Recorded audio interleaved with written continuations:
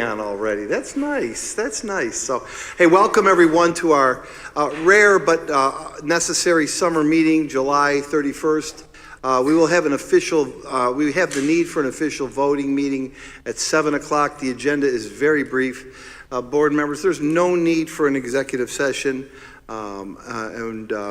As I said, it should be a very brief meeting, but we do have to take on 2 policies and 9 resolutions, as well as some personnel. But before we begin anything, I think it's most appropriate that we welcome and swear in our new board member.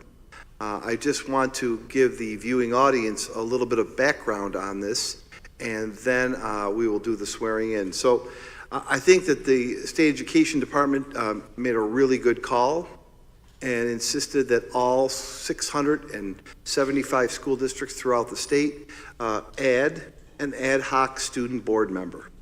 And I thought that was just an excellent idea. And it really gets embellished because of the quality of the student board member that we have. I'm going to speak a little bit more about her in a few moments, but just so everyone knows, a student board member sits at the table with us. She, in this case, is a full participant. We want her opinions, her views, her thoughts. She has every right to ask any questions that she needs to. And the only 2 areas that she is not permitted by law or statute to weigh in is she's not permitted to vote on any of the agenda items or personnel. And she is also not permitted to be in executive session. Otherwise, she is a full member of the school board, and we are so happy to have her. What I would like to say, and then ask Ms. Glasser to swear her in, is that kudos to Niagara Falls High School, in particular Mrs. Velardo, who is here, who we gave the task of establishing the process to select a student board member. And it was very well done. It was done fairly. It was done comprehensively. We had 15 students from Niagara Falls High School, which I thought was a very good number. They narrowed it down to 5 and had some very in-depth interviews with those 5 students. And any one of the 5 students certainly would have been great, but Harjat, our selection or our recommendation just is, just really a cut above. And she just excels, and I'll talk more about her after she's sworn in. So without any further ado, Ms. Glasser, I would ask you to take the honor of asking Harjat to join you at and swear her in.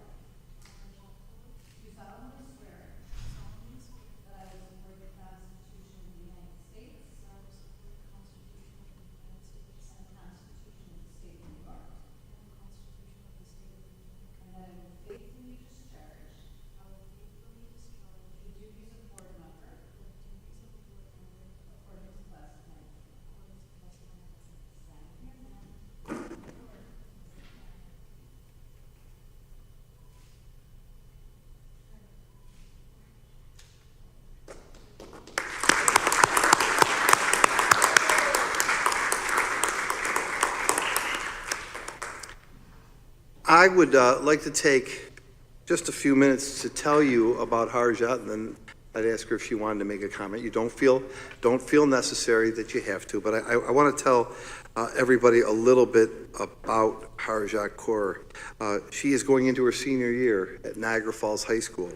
She has been a member of our trauma-informed care team, our trauma-informed care team that has been all over Western New York, including to City Hall, the Housing Authority, the Buffalo Bills, and she has been a lead speaker about trauma-informed practices as she's learned them from the University of Buffalo Trauma-Informed Care Group. She's been a Wegmans cashier and an associate for 2 years. So you're still there? You'll see her smiling face at Wegmans. She is the Lieutenant Governor at the Key Club International of the Niagara Frontier North Division and that is managing 5 high school key clubs. So she is a lieutenant governor. She has represented the Key Club in Orlando, Florida, and in the New York area as well. She has contributed over 40 volunteer hours coaching children under 13 years of age in youth soccer with Police Athletic League. She has committed another 250 hours of community service in Niagara Falls. She's Narcan trained. She holds a global leadership certificate in which around 40 courses have already been completed. She is a top 3 applicant for Niagara County to represent the Governor's Youth Council as a student representative. She will be in the Niagara County Link program, or the Leadership of Youth of Niagara County, for this coming year. She's a National Honor Society officer. She speaks 4 languages: Punjab, English, Urdu, and Hindi. I'm sure that we are going to see her in June step out of her seat here and receive the seal of biliteracy. I think that's one of your goals. I'm hoping to see her do that. She is a Niagara Falls High School member of the Board of Directors. She is a Donate Life Club member. She has done a summer internship at Roswell Park. She's been a seasonal guest at the experience liaison at the aquarium. She is a summer hospital volunteer at Niagara Falls Memorial Medical Center. She has taken advanced algebra, trigonometry, and courses at SUNY Niagara, and computer-aided drafting, healthful living at Bryant Stratton. She has taken dual credit courses in psychology, a push, and she also has time for herself, I hope. I don't know how she does it all as a young lady, but that's just a brief introduction of the quality of students that we have at Niagara Falls and the quality of this board member that we have. So Harjat, we are honored to have you. We are impressed with what you've done, and we know you'll be a strong voice. I know I've spent a couple of hours with her and a lunch with her, and I know she's got strong opinions and strong views, and that's what we want here. We want to hear from you, and we welcome you, and we're glad you're with us. So thank you. I don't want to say anything, or you don't have to. Go ahead and use Ms.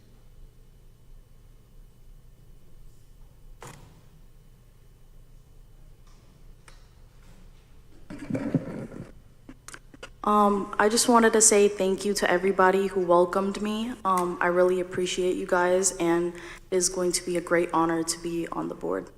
Thank you, Harjat. I just wanted to recognize one of your former teachers, I won't say old, former teachers. Mrs. Conti called me today to ask if tonight was the night you were being sworn in. So she was so proud of you that she wanted to be in attendance to see you be sworn in. So I thought that was awfully nice of you to be here. Thank you very much, Julie, for supporting Harjat. And obviously you have a close relationship with one of your former teachers, so that's great. Before we get into the meat of the agenda, I just wanted to do a couple of other introductions and make a couple of other points, and then we'll get into our agenda. First of all, I wanted to welcome to the Hollywood Squares table Cheryl Villardo, who is now in central office. I think everybody knows Cheryl. She's at the Hollywood Squares table over there. And welcome, Cheryl. She did a great job as a house principal and then as a CEA of Niagara Falls High School over the course of the last couple of years. And it'll be great to have you in central office. And I know Mr. Ventry's up to it, but he has big shoes to fill in replacing you. And I would also like to wish Mr. Rossetti continued well wishes on his health. I know he's doing very well, but I'd like to welcome the pride of the class of 2007, one of our new attorneys, Chris Brown. Chris, welcome to our team here. We're glad to have you.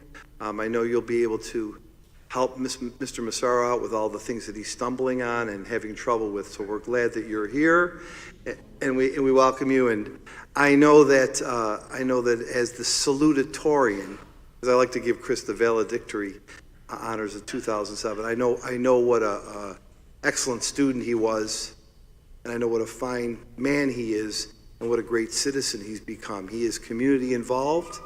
He is raising his family in DeVoe. He is an excellent lawyer, and we're really, really quite fortunate to have you on the team and really excited that you're with us. So thank you, Chris. You're welcome. You also had a good principal back in 2007. Thank you. I want to say who it was, or you don't have to. No, it was not Fillmore or James Spanbauer. Chris, these people, I'll tell you. See what I have to deal with? And so welcome. I do want to acknowledge two other people. Judy, it's great to have you back, and on behalf of all of us, I know we'll adjourn in memory of your husband, but to you, our prayers and thoughts have been with you, and we're really glad that you're here, and we love having you among us. So thanks, Judy, for being back with us. And I have to say, as a friend, a board member, I just wanted to give our continued thoughts to Mr. Capizzi. He's endured a tough time, an unfortunate time, and I know how difficult it's been for you, Mike, but really wanted to give you our best wishes and say that and address that with you, and thank you for what you and your family have done for this community for the last 65 years in running your restaurant. I drive by there and I think about, God, that's where we went after my first communion, and how many nights and salads with cheese on it I had, probably 1,715. But I just wanted to tell you that we're with you, and you have our support and faith and love, and I know it's been tough for you, so hang tough. We'll get through this all together. You're welcome. Okay, on to some business. We need to pass tonight. I'm hoping that you will support the internet-enabled device ban during the school day. I wanted to go through this with you before your vote at 7 o'clock. I wanted to explain it a little bit, answer any final questions, and then at 7 o'clock ask you to address this. It's kind of tough to tell you this because it has to be voted on and it has to be posted by tomorrow. We began this process with getting late information from the governor late in May, which I said today in an interview, I wish that information had come earlier because we could have possibly did some trial runs with it, but that's okay. Nonetheless, we did a survey, received 918 responses back from the survey. The survey, by the way, for those listening, was split in thirds. A third of the respondents were students, a third were teachers, a third were community members. Really a mixed bag of comments that we summarized for you at the last meeting. We have to enforce this. This is not something that the board can choose to or not to. It's statute, it's regulation. We have to and we will. I just would like to go through a couple parts of the policy with you right now and answer questions. So as I see it, there are really three big areas of the policy that we have any kind of influence or say in. And the first part of it is, how will we store or secure the phones? Because we know these phones are going to come into school, even though throughout our best encouragement to have kids not bring them in, we know that they will arrive. So very, very simply put, in grades pre-K through 6, and yes, pre-K students have phones. I don't know if you've seen one, Miss Manella, or not, but pre-K students do have phones in some schools. They will be stored in their cubby, locker, whatever facility the elementary has, and they'll be put away for the balance of the day, from the time the students arrive until the time the students are dismissed at 3:20. In grades 7 through 12, there will be, each student will be issued a Yonder pouch. This is what the Yonder pouch looks like. I think you had a chance to look at it previously. We have ordered 3,500 Yonder pouches. Each student will receive their individual pouch to keep. This is theirs to keep for the purpose of this. They won't be mixed up in a barrel. They will be kept by the individual student. The schools will be equipped with magnets in various forms. And this is one magnet we didn't have that the administrators really liked. This was a locked cabinet that could just be unlocked with a padlock that we'll have on it, and the magnet will be right there. So we asked the administrators to give us their recommendations for the quantities and locations that they'll need. Over the course of the next 2 weeks, these will be installed at the locations determined by the school team. These will unlock the pouches during the end of the day. So we also would ask that students kept these pouches in their locker, but that is not part of the policy. They can have them with them, but they will be locked at all times. Student will come into Niagara Falls High School before they hit their first roll call or first period. They will deposit their phone in the pouch. They will put their pouch away or carry it with them, and they will not be able to access it during the day unless there is a reason. For any student that has a medical, English as a new language, or IEP exemption, they will receive this yonder pouch. This yonder pouch is not magnetized, it's Velcroed. I think you can hear that if it's being opened, you'll know where it is. Those are the storage methods that we are recommending, and those are fairly consistent through what I read as many of the policies in the state as I could. Many of them say put it in your locker. Many of them say you're getting a yonder pouch or you could use your locker. It's a pretty consistent way that the 7th through 12th grade is being handled across the state. Mr. Laurie? Yeah. How are they going to stop the phone from ringing unless they're turned off? Yeah. Part of the instruction will be, and I believe this question was asked at the last meeting, this pouch that we purchased will not stop that sound or scramble that sound. Part of the teaching that we have to do during orientation and other times is that students have to turn their phones off or put them in airplane mode. They have to have them off. There is a new pouch that's being developed called a Faraday pouch that's not in full production yet that would muffle the sound. These won't do that. So we're going to have to teach that, and it's not going to be easy, but we'll do it. The second part of the policy, Ray, if you could scroll up a little bit, is one that we received the most questions on. How do I contact, or what if I need to contact my child during the day? And in our policy, we offer a number of options. The school office, the school clinic all have phones that they can be used. Our district email is known. It is a pattern, mlaurie@nfschools. We have a public address system to make announcements. Our auto dialer system reaches 15,000 homes. And we have a school messaging application. I've been reading the policies around the state. Many of them are using something called Parent Square, Ray. I don't know if you've ever heard of Parent Squared. We have chosen to use a tool called Remind. I'll do my best and then ask you to jump in, Ray. Remind will be an app parents will be able to have on their phone, and it will be an ability for a parent to reach a teacher to reach a parent right in that period. The Remind app will be loaded with a student schedule. So if I know Mr. Villardo has my class 8th period, they'll have access to where I am, or Mr. Villardo is 8th period on the phone. And if they have to give me a note, tell me that I'm not going to band practice after school, that can happen. Ray, how does it work? Yeah, that's exactly it. It's a text-based messaging system. It'll be linked to rosters, so if you're an elementary school teacher and you have 20 kids in your homeroom, you'll have access to that information that resides in Power School, which is our student management system. For the high school and prep, you'll have access to every section of whatever subject matter you're teaching. The principal and others will have access to all students in their school.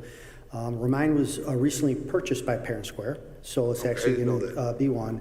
And you also have the ability to maintain manual groups if you choose to within Remind.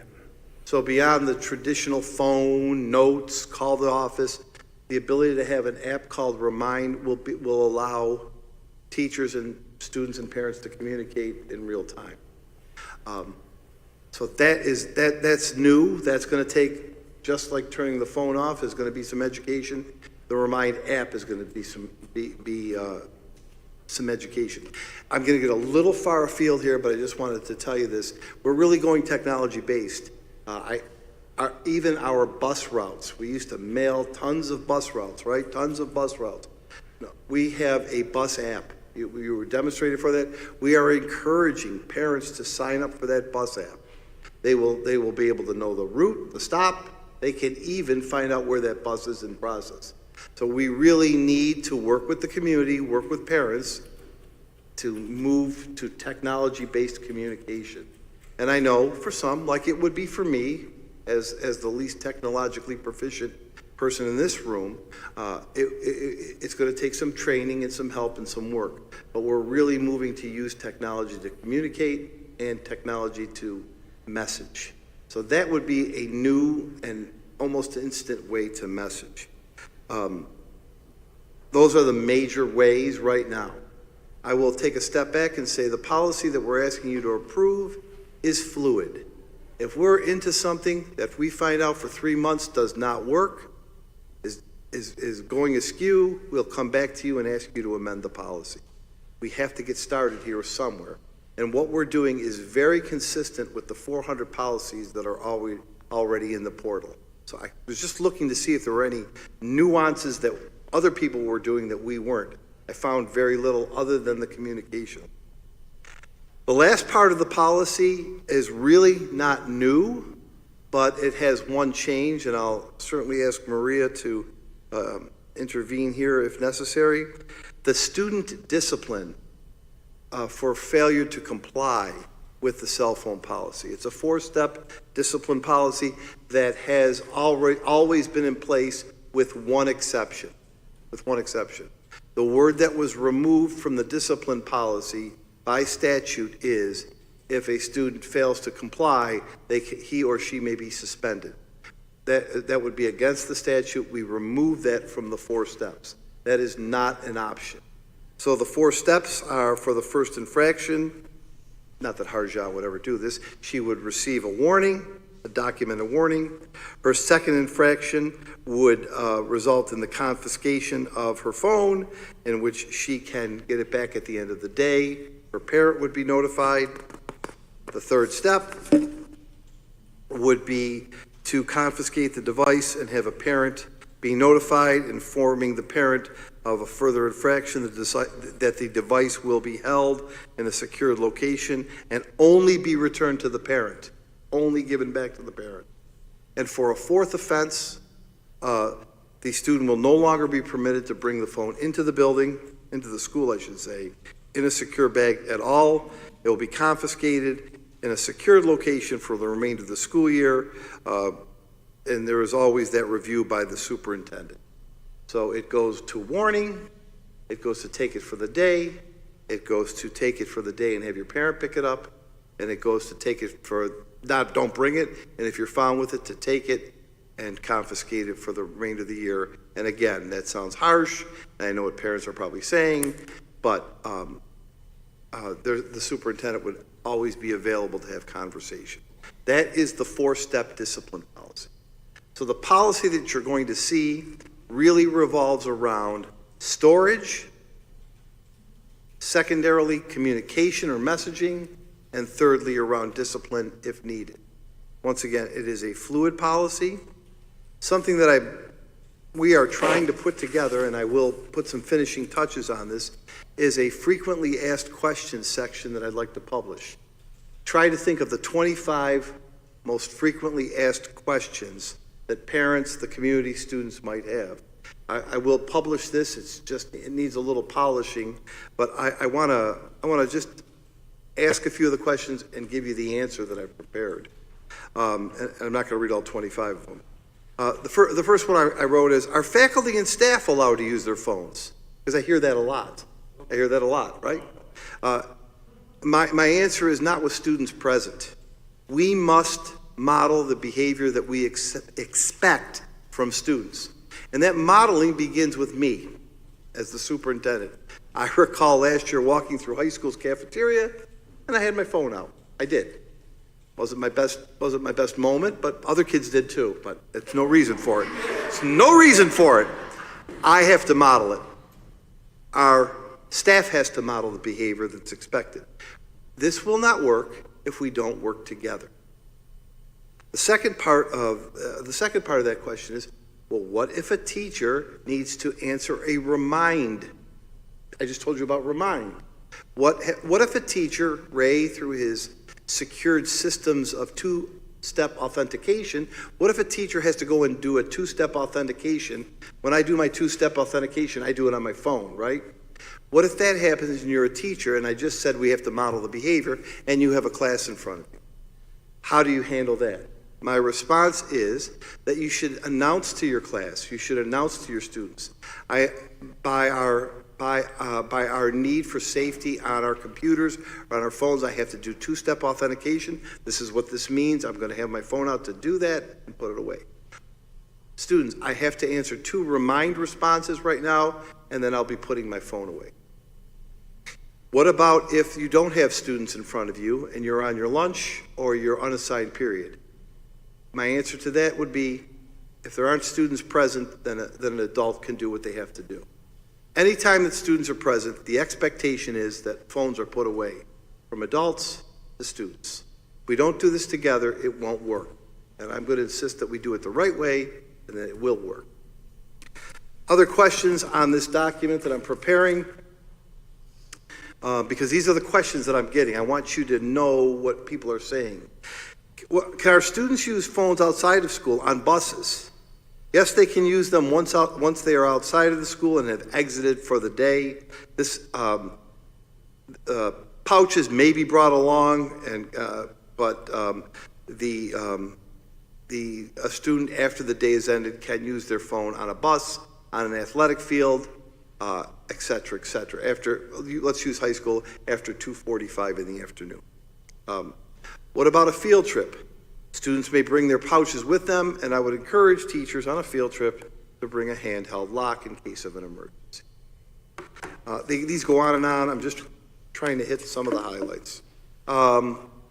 This isn't a question, but I'll form it in a question.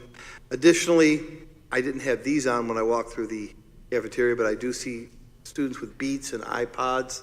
I have to use the big clunky things because those other things drop out of my ear. You know, I'm not a musician, but does it happen to you? Those devices should be stored in your locker. Those devices shouldn't be brought into school, or they should be stored in your locker. There's 24 other answers and questions. I will publish this before school starts. I got this question. Well, what if a student doesn't? I think I got this from Mrs. Bellardo. Well, some students don't use their lockers. What if a student doesn't use their locker and would rather leave their phone with a teacher or in the main office? My response is going to be, the locker is the answer. Let's rebuild the locker habit. Holding a phone for a student could bring liability to you. I really do not want people holding phones. I mean, I will defer to the administrators if they have to do that or confiscate it, but let's rebuild the locker habit to secure it. So that will go out very soon to everyone. I plan on addressing this with all of the staff on the first day. I plan on addressing it in all of my videos. And so, question. Piggyback on the videos. Are we going to put it out on the big board outside after the access today? Will we have messages on the big board to try to get them to think about this? Yeah. Policy? And can we put it on our channel? Yep. School channel, Yep. before school starts? Yep. Get some people to look at it. Just a suggestion. It's a good suggestion. We'll put. I'll buy a billboard. I'll buy a billboard if I need to. I bought two large ads in the newspaper. I know many people don't read the newspaper, but I bought 2 large ads in the newspaper. I will put it on our billboard. I will make an auto dialer call every week to those homes, and I know when they see that I'm calling, the natural inclination for some is to hang up. Yeah, I know, but I will put it out there every phone call that I make. And we'll post it and plaster it everywhere we can. In terms of finances, the state, that was the second answer that I wasn't super pleased with. The first was the lateness in which we received this. The second issue that I had a little bit of trouble with is the state has decided to award us $10.90 for every student in grades 7 through 12. That comes out in our district to $32,480. That's far under what what this setup will cost. We did put money in our budget to make up the difference. I think if you remember in the box in the budget when we were doing it all those times, it said for cell phone pouches. So we did put money in a line in case that happened. I'm disappointed in that low amount, but I'm seeing that about half of the districts are using pouches and half of the districts are not using pouches. So my hope is that if that whole money isn't expended, they'll open it up to give more money to the schools that are using them. But that's just my hope and wish.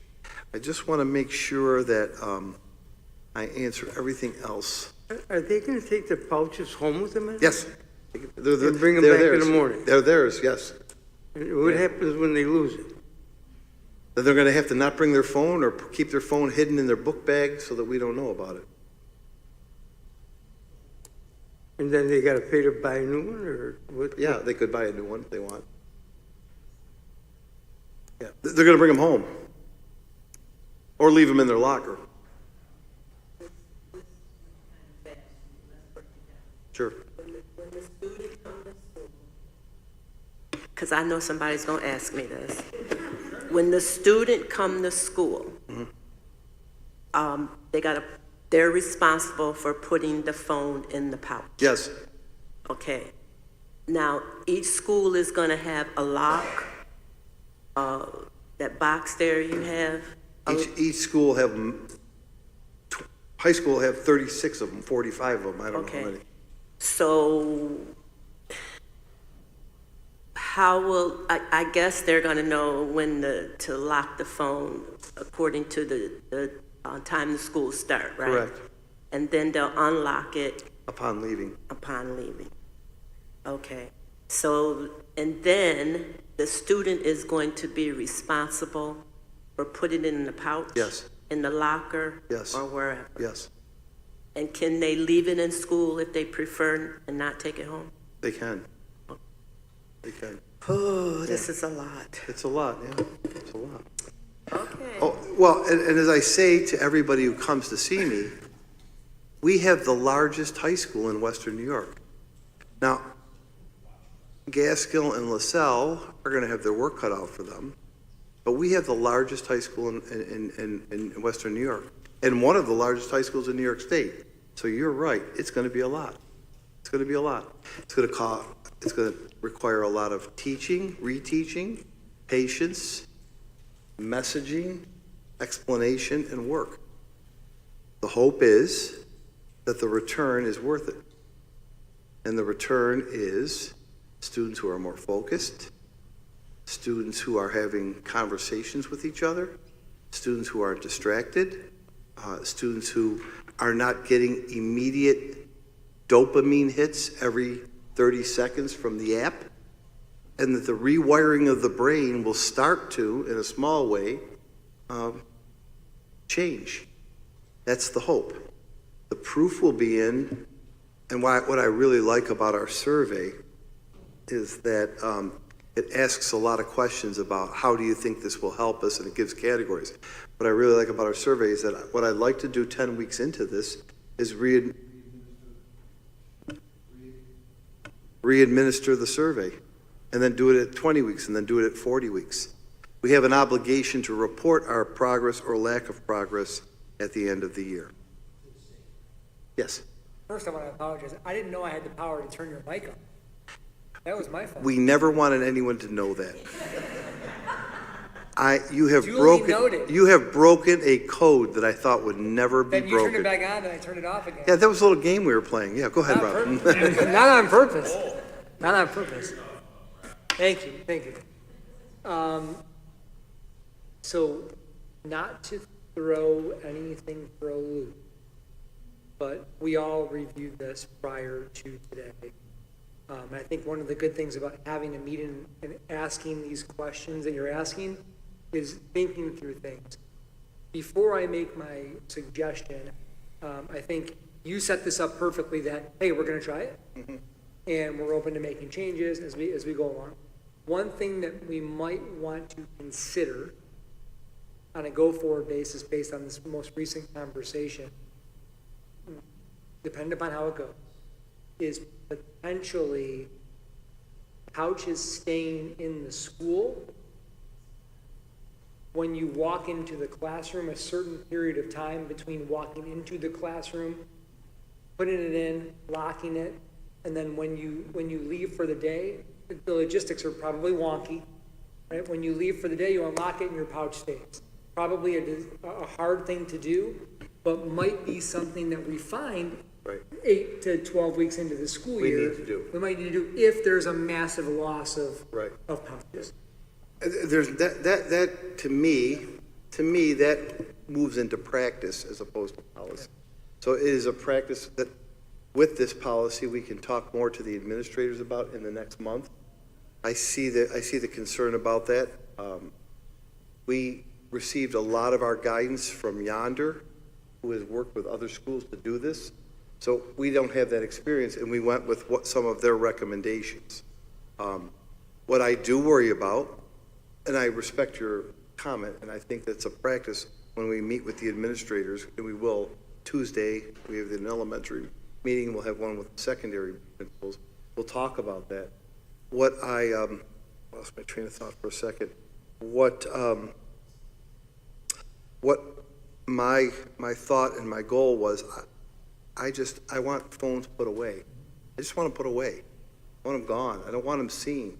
That's the bottom line. And people, the calls that I'm getting of criticism are, what the heck are you doing this for? What are you doing this for? Just tell them to put it away and they'll do it. When you walk into 2,000 kids, that's easy to say, hard to do. But I know what I wanted to say. What I'm really conscious of, and we were able to do this, or the high school was able to do this well. We put in our weapons detection system. The flow now moves pretty quick. I mean, they get it in a reasonable time.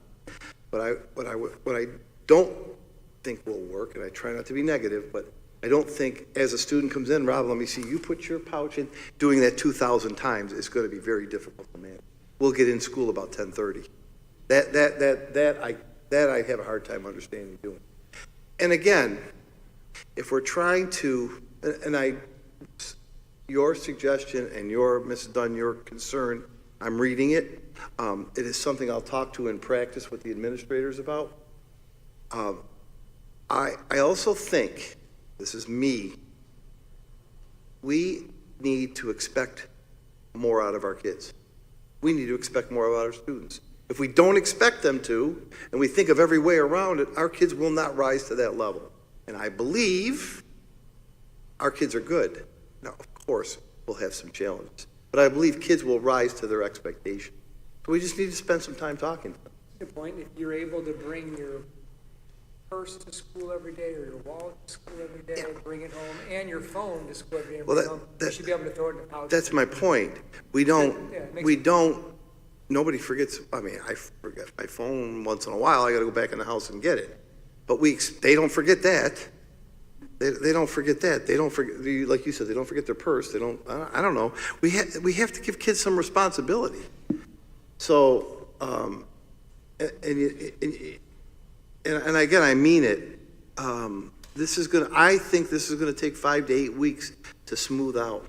It's going to take 5 to 8 weeks to smooth out. What I will pledge to you and promise to you and have the administrators come before you is after the first month or at the September meeting, I'll ask them to give you a report on how it's going.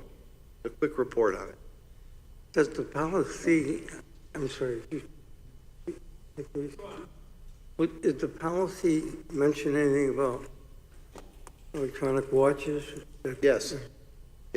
So they have to go in the Yes. pouch too? Yes. Internet-enabled devices. Now, if you bring your Beats, the big things I wear, you can't put them in a pouch. You got to put them in a locker. Stop bringing them to school. Well, I want to do them for I do them on my way to football practice. Well, put them in your bag. Yeah, I think when we get the report, yeah. it would be nice, it would be nice to know, like a loss report would be great. Sure, sure. And I know you mentioned, you're gonna have some problems with the prep schools thing. But Gaskell already has Yeah. a program going, right? Yeah, He's done a yeah. pretty good job with that. Yeah. Well, what, have we incorporated any of what he's doing into the policy? Yeah, we have.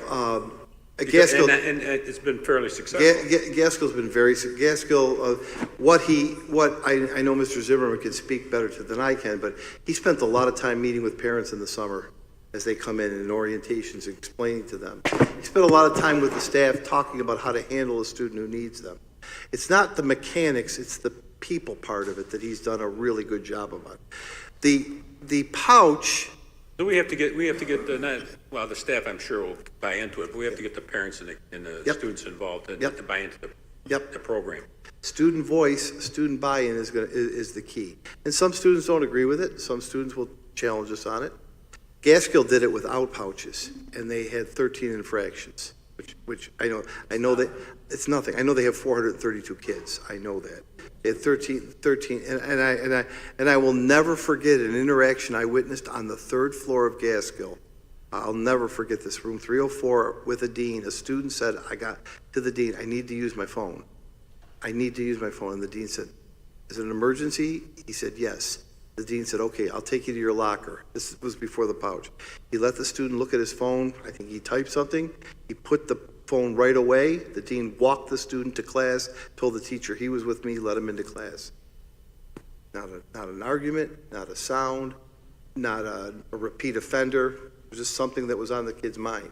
It's how we as human beings handle this. It's going to dictate this. These are just, in my opinion, aids or tools to help reinforce it.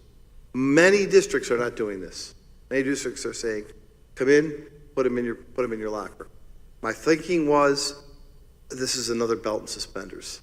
If I don't see your phone, I'm not asking the high school administrators or teachers to do locker checks to find out where Harjat's phone is. It's gone, it's gone. Does that make sense? It's gone, it's gone. We're not going to check if she's got it in the pouch. Now, you have this. If you want to use it, use it. If you don't, I don't want to see that. She's got it very well hidden up here, by the way. So that's how Gaskell did it. I wanted to give a little more support to students and kids. The other psychological thinking in my head is that it may be easier to have this away and off and have it with you as opposed to not having it. The proximity of this appendage would be better to ease this out as opposed to going cold turkey. I don't know. It was a psychological thought. It was a psychological thought. This is a big change for people. It's a big change. So to be able to know it was there was a relief and a middling step to get to where we want to get. I guess I have one more question. Yep. How are they identifiable? The students, they're going to use a black Sharpie and number them all. All the pouches. You said something that I think probably skated over everybody's heads, and you mentioned dopamine. Yeah. I think that's. I think that we, even me, myself, listening to you and acknowledging this, I even have to, So do I. take into account that I don't think anyone understands the impact that's been made on all of our brains with cell phones. It's even hard for me. I have a hard time not looking at my phone. So I think to your point about this, it's going to take time. Yeah. It's even more important that we understand the potential emotional impact Right. to anyone, whether it's a teacher or a student, to not have that phone that you're so used to next to you to look at every 2 seconds. Yep. It's a big change. It's a huge change. We have to start somewhere. I try to study and read about dopamine. I think it's not the phone, it's the dopamine hit you get from the apps or the whatever, the reinforcement you're getting. That's what it's all about, right? So we're trying to lessen that. I am not a scientist, as you can tell, everyone. But that's what's rewiring our brains. Yeah. So I really believe that. And so the pouch was a middling step to release the dopamine slower, if that makes any sense. That's what was in my mind anyways. I have relatives, I see other kids, and now young adults, and they're so buried in this phone. That's why I think it's going to be very hard. Yeah, you're right. The first, 6, 8 weeks or month is going to be something else. But some people are so fixated with these things. I could take it or leave it. I use it for work, and it drives me bananas, as you know, Mark. Yeah, rings every 7 seconds. Yeah, and I use, I enjoy it for some sports or something like that. But other than that, I dread when that thing rings or texts. I dread it. It means I have to go look at it. I rather do something else. You know what I'm saying? But that's me. I'm an old timer. You know what I mean? But these kids that thing's like an umbilical cord, a wireless umbilical cord, feeding them. Is it dopamine? I don't know what it is, but I hope this works. To your point, and to all this whole point of it being, embedded in us how to use cell phones, great book that I think if anyone can, whether it's a parent or a caregiver or a teacher or us, The Anxious Generation. Yeah, right. Have you read it? Yeah, I have. Yeah. I mean, I think the good that's going to happen from a year of no phones at your desks is going to be, I feel like we're giving back Right. by not using the phones. Right. So I read The Anxious Generation. As I read the book and I recall it, I recall 3 parts to the book. It's many chapters. Chapter one was take the low-hanging fruit and get rid of the phones. Chapter 2 was free play. Free play. Kids don't have free play anymore. Everybody's in a league, everybody's on a travel team, everybody's going here and there, and kids don't just play. And there's a lot of reasons for that. Safety, security, right? You don't ride your bike anymore. That's the second part of this. I don't think you get rid of this dopamine problem with just phones. We have to have more free play. We have to have kids experience each other and learn how to negotiate their own disputes. That's the second big part of this book. And I don't know if that's ever going to come back in the society we live in, right? So it's the third chapter I must have been sleeping through because I can't remember it. But it's more than just the phones. It's the way we interact in society too. And that's what the point of it is. You go into the high school cafeteria and no offense because they did it, and I don't have any problem. 75 of the 100 kids that were in there had their head like this into the phone. They weren't looking at anyone at the table. They weren't looking at anyone at the table. That's at any family at a restaurant. But isn't that, yeah. Go to a restaurant. Go to a restaurant, that's how it is. So we got a lot of work to do. Members of the board, I'm asking you to support this policy with the caveat that we will do a study and we will bring it back to you with results. And as you said, Mr. Bilson, what isn't working or what needs to be tweaked, you have the authority to do that based on the data, but we have to start somewhere.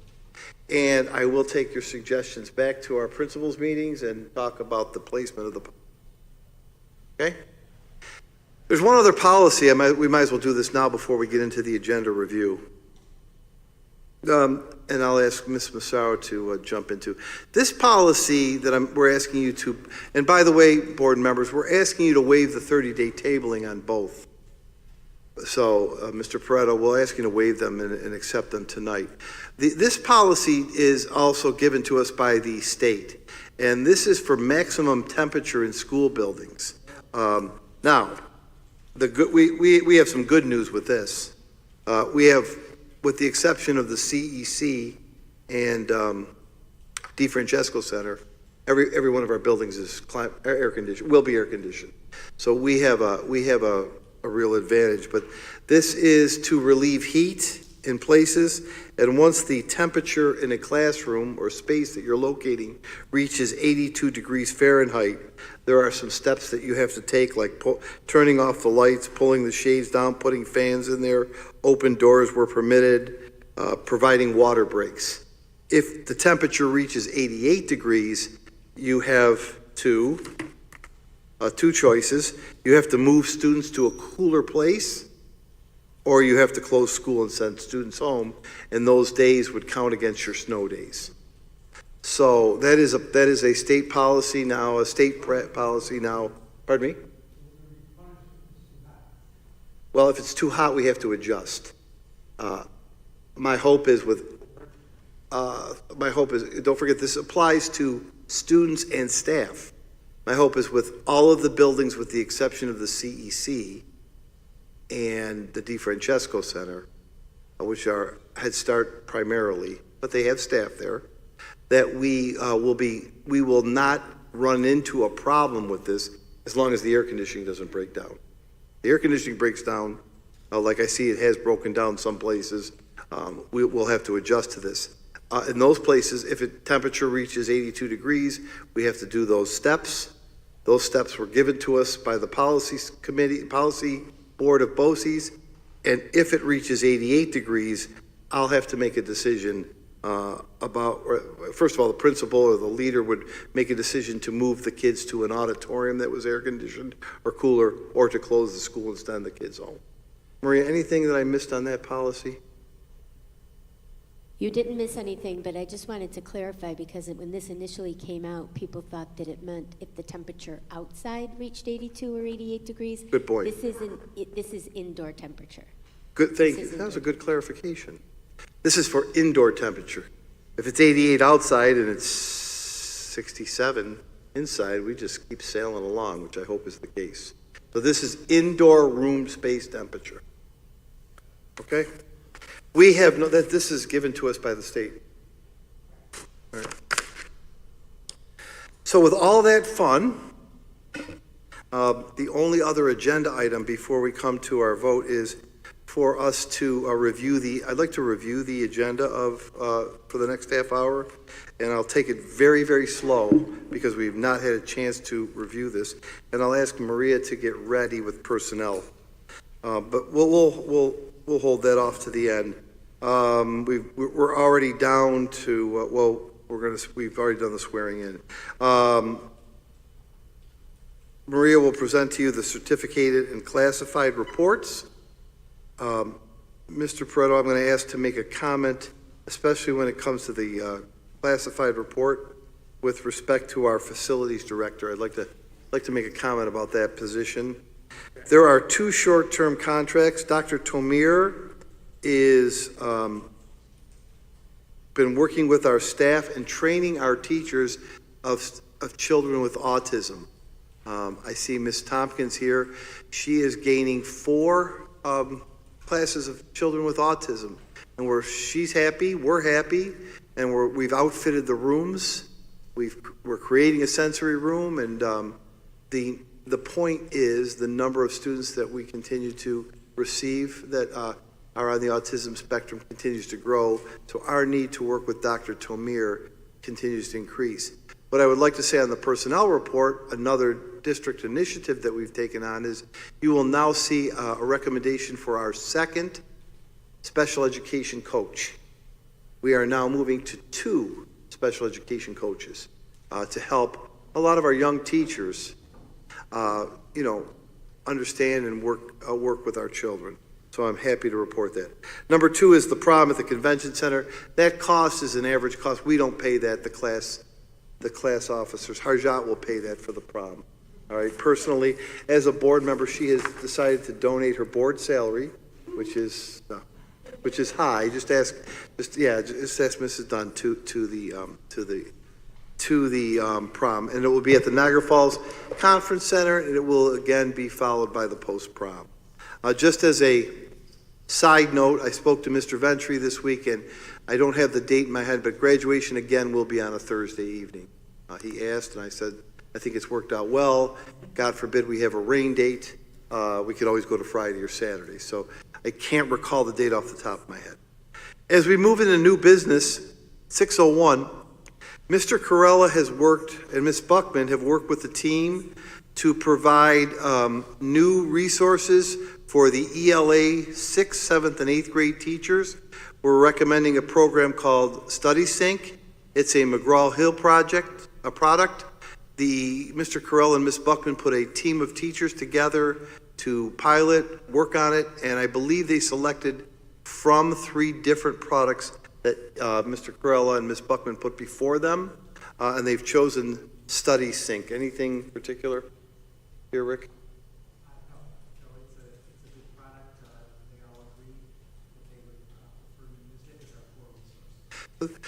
We're asking you, this is our core resource. We previously used a core resource called Amplify, I believe, and this is with the teacher support. They've changed, and I support the recommendation with Rick and Carrie's recommendation. We have an agreement. We are sending a special education student who moved to Niagara Falls to go to school in Lindenville, where I believe it's a he, was getting his special education program. This came out of a recommendation out of a Committee on Special Education meeting, so we do have to have a cross-contract, Becky and Julie, with the Lindenville School District to pay for this. This is one student who, through the CSE process, it was agreed that he would, continue at the Lindenville School District, but he lives in our city. 603 is for the trauma training, and Harjat knows that better than anybody. She was trained by the University of Buffalo in trauma-informed practices. This is a $30,000 contract paid for by a mental health grant to continue the work with the University of Buffalo's Center for Trauma-Informed Care. They'll not only work with the student champion teams, but they'll work with teachers as well. It's a $30,000 contract through half of the year. 604 and 605 are amendments to contracts you passed at the reorganization meeting. They're for the transportation companies. And I'll ask Becky to chime in or correct me. These reflect the CPI, the current CPI. Is that correct? That's correct. They were approved earlier in the year to extend the contracts for both companies, and this just increases the cost of the contract by the CPI, which we do every year, but the state ed requires that we fill out new amendment forms and send them in with the increased price. So before I do that, I put it to you for approval. So we extended the contracts, you extended the contracts with both bus companies, and now this is to pay the bus companies the CPI, the Northeast CPI, I think it's called, the Northeast CPI, which is this year, they're getting a 3.4% increase in their contracts. The CPI is not set by us, it's set by some Northeast bureau, probably in a warehouse somewhere. I don't know where they work. That's where it happens. I don't know if it's a warehouse. Sometimes I make things up, Harjat. 606 is something that Ray has asked for, and I think we need. This is a planned services agreement for maintenance on our technology equipment. What am I speaking about? I'm speaking about any maintenance that we need for all of the cameras we have, the intrusion devices we have, the security expert devices we have. This is a 3-year contract that's been reviewed by our lawyers for the maintenance of any of those functioning cameras, intrusion devices, etc., whenever Ray deems that it's necessary. Ray? Yes, that's exactly it. We're close to over 800 cameras now.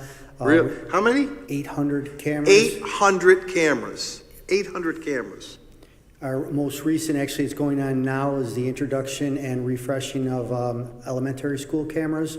The key to this agreement, which is new, is all the integration that's going to happen between our exterior doors alarming, and cameras. So it's a full service. If there's an issue, we can pull cameras in, we can gauge door alarming. It just brings us to the next level. Remember, as we start September, if you're at a door and it's propped open, and I witnessed this at Cataract, if it's propped open, a shaming alarm will go off.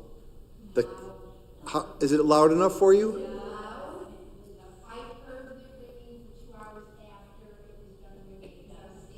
We were just practicing on you, Miss Manella.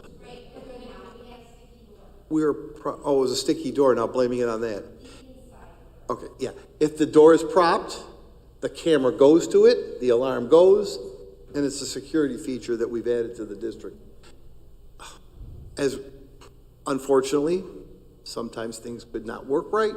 We have to have an agreement to get Stark to come in here and fix it. Unless it's covered by warranty, right?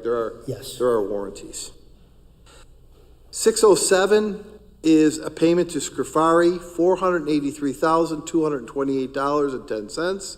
Scrifari is doing the bulk of the work.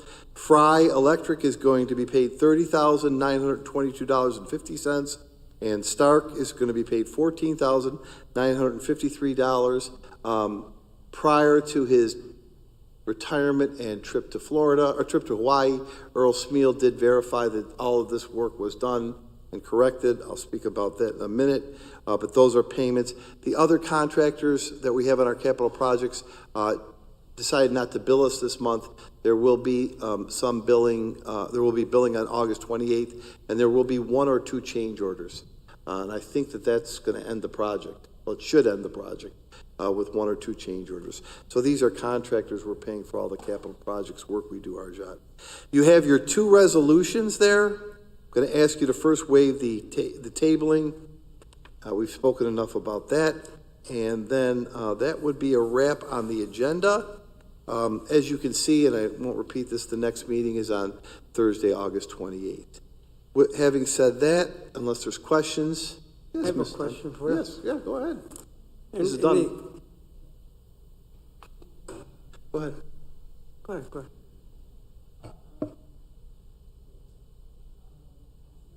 Arjot.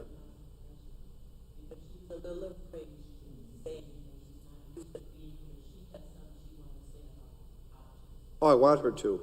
Can I take Mr. Kinsemi's question first? Okay. Go ahead. More aides on the buses than we had, or still the same number Same number. with the extension? Oh, with the, yeah, those buses will be, the buses for Abbott will have the appropriate aids. And that's the only one that has the aides now? No, there are other buses that have aids. I don't know, Lynn, how many, or Angela, how many, are there aids on your 813 buses?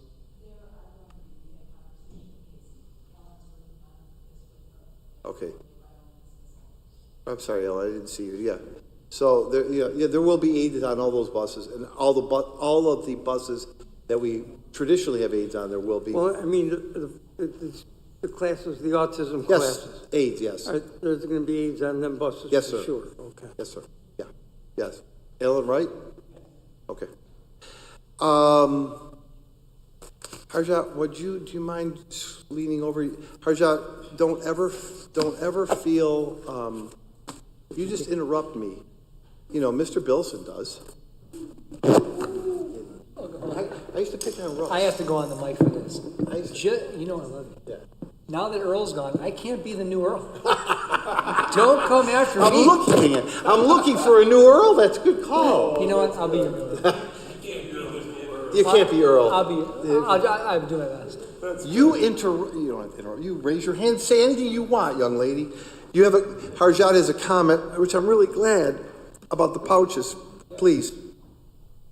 So, I was listening in and I heard that you mentioned that pouches would be brought back home. I was thinking that maybe pouches should be given first period, and then last period they should be deposited in their lockers, but lockers should have a special area built in where it provides them a space to put, so they put them in the right place without losing it. This will not only prevent loss of the pouches, but it will also help them build a regular schedule, which they can have a routine that they get used to over time. Best idea I've heard of this board in a long time. No, that's a great, no. Harjot, I heard Mr. First of all, Harjot, let me give Mr. Pareto his annual pouch here. There you go. Well, give him the Velcro. I think what I'm hearing you say is that, in your opinion, that training students to keep the pouches in their locker in the same place every day is the way to go. Is that correct? Use the mic. training and building that. I do agree with the fact that you said that the pouch should be kept on the student, because knowing me, personal experience, I have to constantly make sure that my phone is in my pocket and I didn't drop it anywhere. But I think the pouch should be provided first period of every class, but it should also be either taken at their last period class, or students should build that responsibility that they are able to place that pouch in their locker for the next day. I like your second idea. I think teaching students to build that responsibility is the way I'd like to go.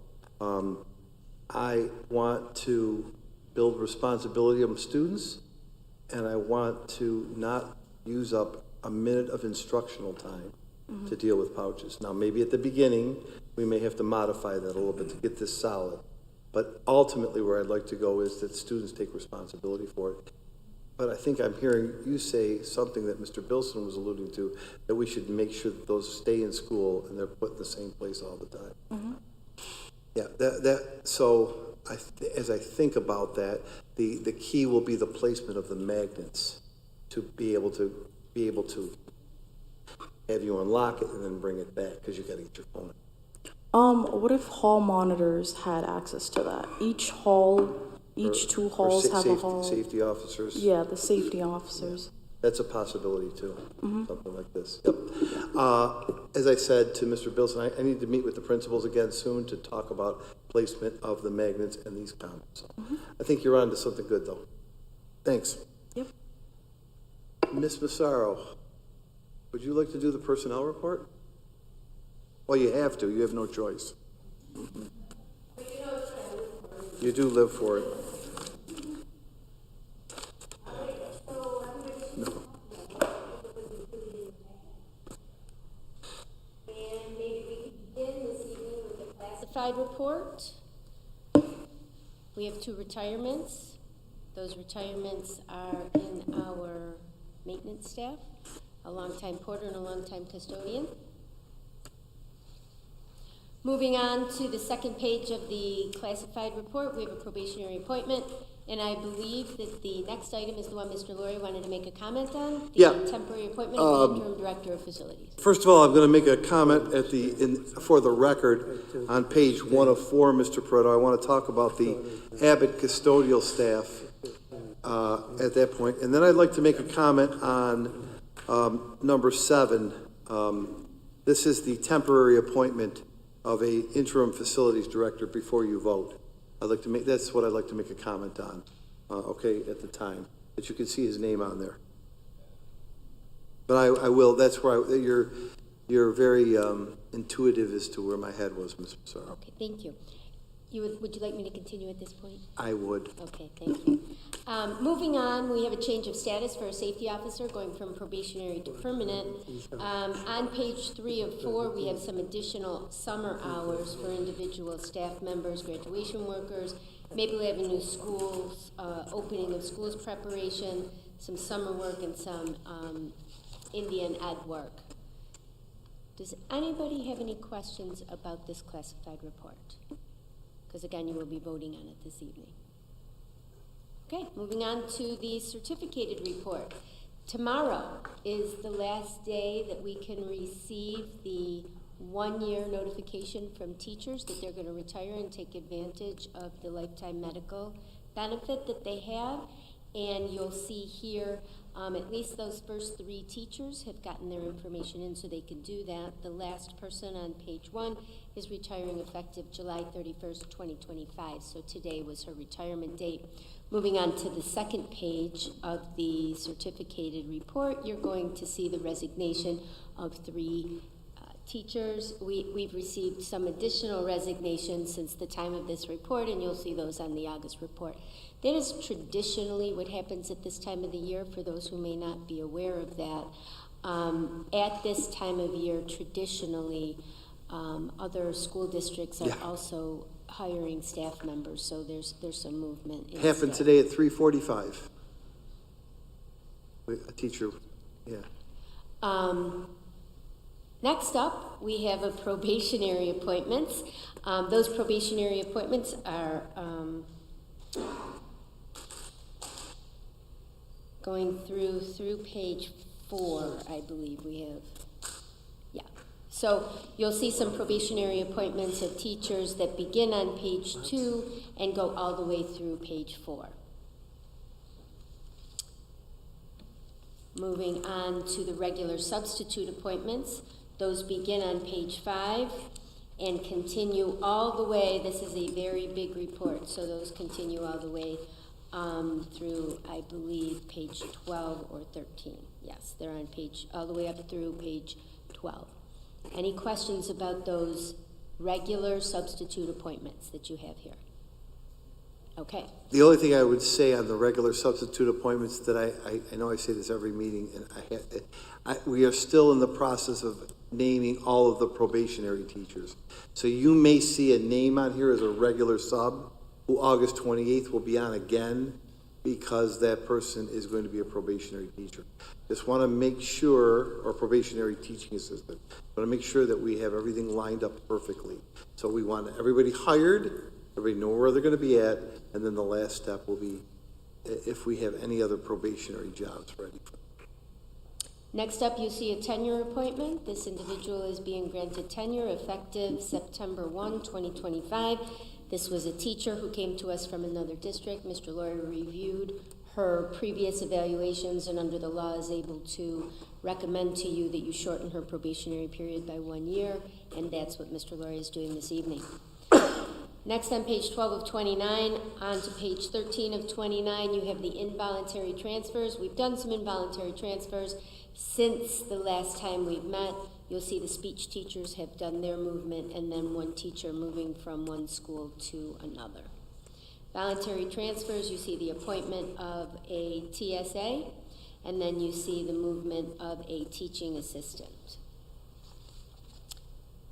Moving on to page 14, all the way through to the end of this report, you see individual work for summer work.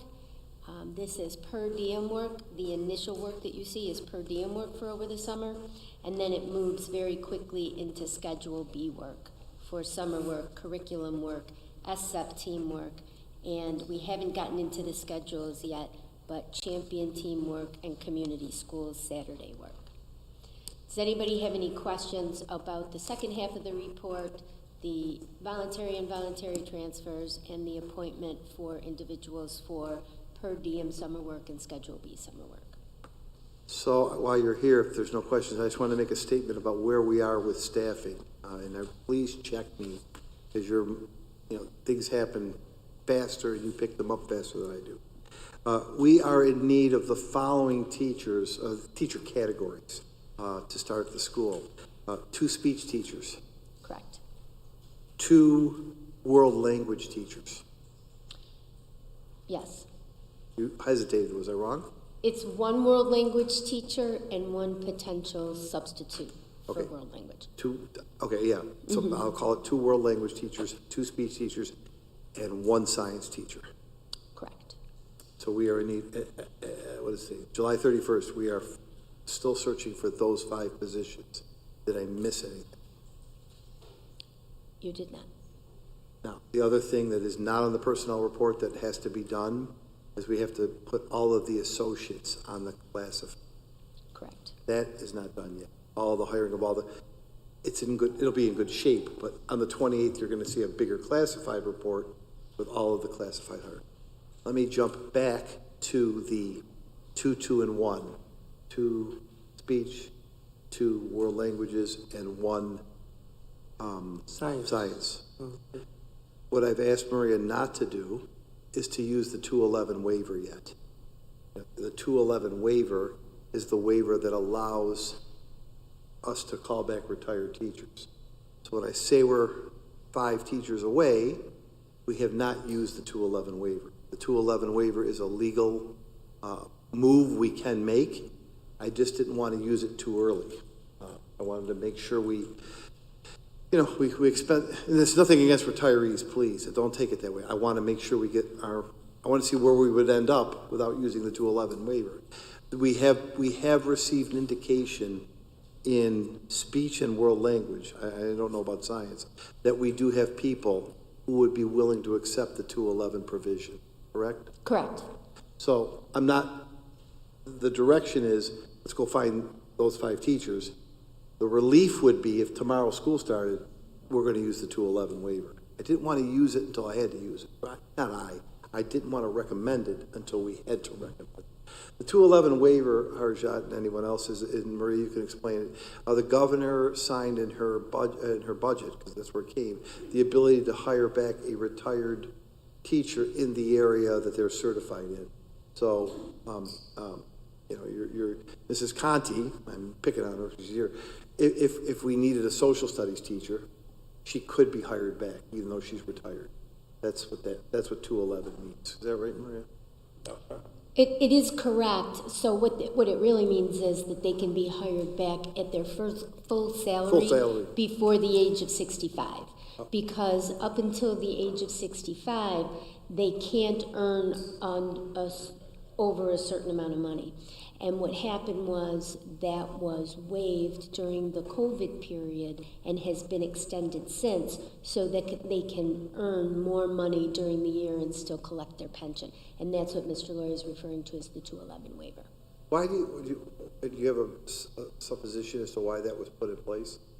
I think there was some difficulty because it doesn't just apply to teachers. It applies to all public employees who might be able to receive a pension. We do that with our safety director. Correct. I think I stand corrected. To be technically correct, we do have somebody working on a 211 waiver. It's our safety director. Okay, I stand corrected. I forgot that. So we did hire somebody back. I was thinking in the academic realm only. I'm sorry for interrupting you. No, that's okay. It was just to ensure the continuity of the workforce. We had some difficulty all across the state. I'm sure it wasn't just New York State either, ensuring continuity of a workforce.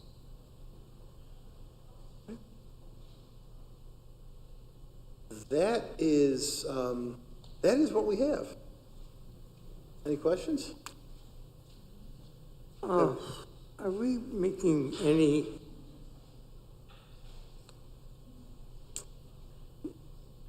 conversations with Niagara University or Buffalo State or UB about the needs of what we're looking for and whether or not they're pushing any of that in their curriculum? Go ahead. We are. We partner with them very frequently. What we have found is that it's a concern that the colleges have as well, because students aren't going into world language as a content area certification. Right. We are still getting people who are going into the sciences. The difficulty with the sciences ends up being that it's so specific, because they will be content-specific: earth science, biology, general science, physics, chemistry. And we have to be very particular about the science teacher that we hire at the prep level and at the high school level, because if they're not certified to teach a particular area of science, then they'll still be found as teaching out of certification, even though they have a science certification. So it gets to be a little technical. We do work with the state. We work with the principals very closely to, there's a document called the crosswalk to make sure that teachers are certified under that crosswalk to be able to teach content areas. So science, the issue becomes the very particular nature of the science certification. World language is more of an issue where teachers are not getting certified in world languages anymore. So world language is a real problem. The place that we used to receive world language teachers from have discontinued their college program. Fredonia cut the program. Buffalo State cut the program. I don't know where people are going to go to get that certification. And I don't know, with the proliferation of those who can, with multi-language people who can work in many different fields, are not going into getting their teaching certificate. I really think that the world language area is going to have to be looked at by the state. They're just not out there. Well, is the commissioner aware of this? Yes. And what is her? She hasn't responded with particular specificity to that topic. But we make that on our monthly call. I don't know where to get these teachers from. I don't know where Fredonia was the closest place we could get them from, and they don't offer the program anymore. So there's only one answer in my mind, and that's to look at the requirements. I'm not saying it's not good to know. Look at our 26 kids, 27 kids, get the seal of biliteracy. We'll have another 27 more. It's very tough to find world language teachers. And we had two retire last year. 2 retired last year and 1 retiring who's put in for next year. So in 2 years, we're losing 3 We're of a losing 3. department of 10. So I'm very worried about that area. Very worried about that area. Speech, sorry, Rob. Speech is just, speech path, that is just an arduous certificate to get. That is a very, very difficult certificate to get. And, we've been fortunate with what we have, and we're fortunate to have some 211s willing to come back, but that is a tough path. Sorry. Debating if I wanted to ask, Ask it. but you know what? You have to humble yourself. Educate for these roles. I probably should know this, but I don't. So I'm asking. Specific to the 2 world language openings.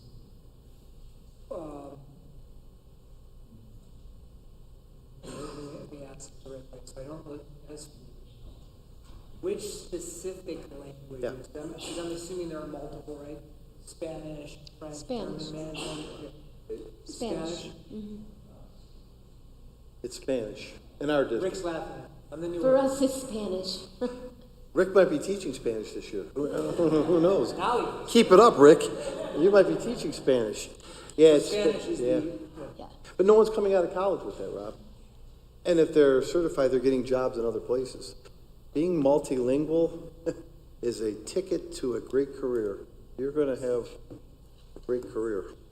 We do have some flexibility with that certification too, we're finding, is that we have, for those with the appropriate degrees and the appropriate skill, we have a pathway to certification that we've worked on with several of our teachers. But that doesn't mean that they don't have to get the education, and it doesn't mean that they don't have to also demonstrate at least some level of teaching proficiency. So it is not as easy as it sounds, even though we have a mechanism in place to assist us.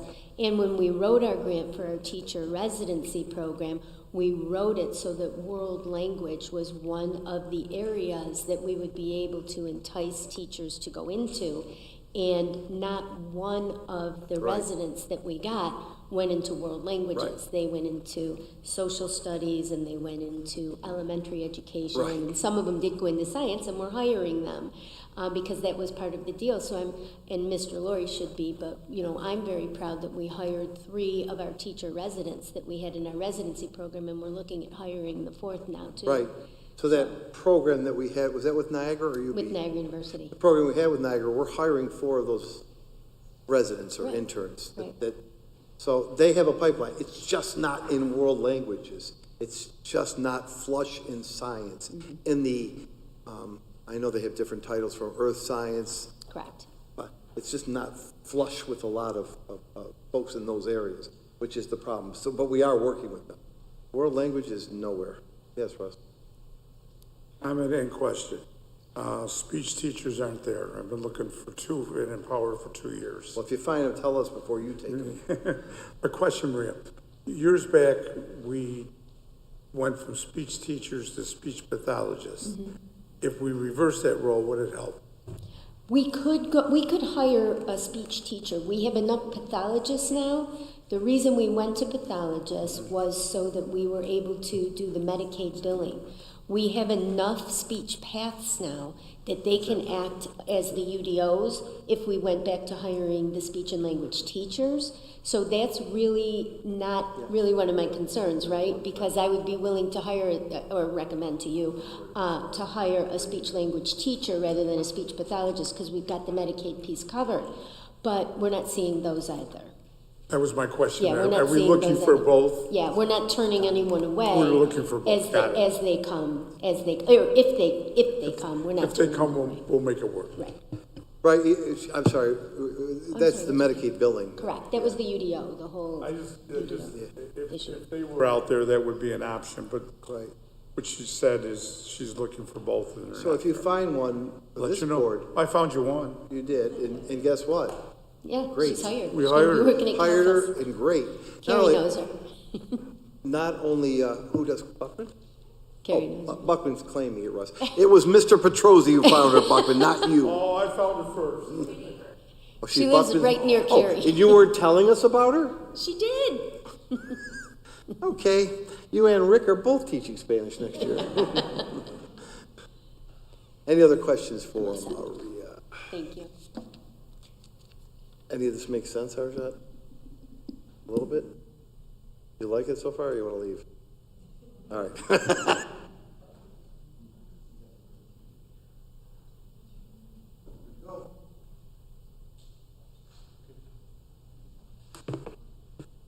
Okay, everybody, it's 7 o'clock.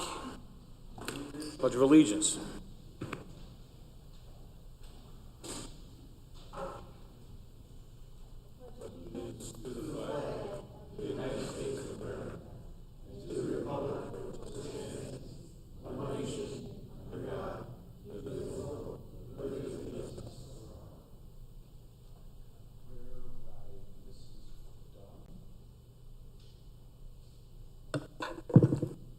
Heavenly Father, we thank you once again for allowing us to meet as we prepare to start a new school year.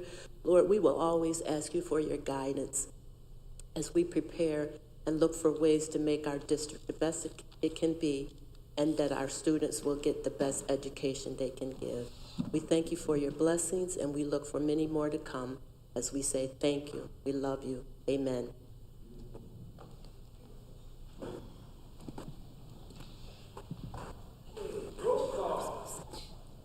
Is Mr. Bass available? Mr. Bass is. I am here. Thank you, Mr. Bass. Mr. Wilson? Here. Mr. Kinsemi? Here. Mr. Capizzi? Ms. Core? Mrs. Dunn? Mr. McLeod? Mr. Petrozzi? Mr. Velardo? Mr. Pareto? All present. Tier 1, oral communication. Written communications. Thank you note from Owen Steve for the adjournment in memory of his mother. Thank you note from Rodney Giovi for an interview. Okay. Number 4, take 401 and 402 together. 401 of the minutes of July 2025. 402 is the approval of budget transfer number 13. Mr. Bilson, second. Mr. Velardo. Oh, yeah, I didn't have my mic on. Bad habit. Sorry about that. Call the roll. Mr. Bass, I'm going to assume you're voting in the affirmative unless you indicate otherwise. Mr. Bilson? Yes, thank you. Thank you, Earl. Mr. Bilson? Yes. Mr. Capizzi? Oh, stepped out, thank you. Mrs. Dunn? Mr. McLeod? Mr. Petrozzi? Mr. Velardo? Mr. Pareto? Yes. 403, the approval of the following bids. We have none. 404, the Treasurer's Report, May 2023, received and filed. 405, Budget Status Report for June 2023, received and filed.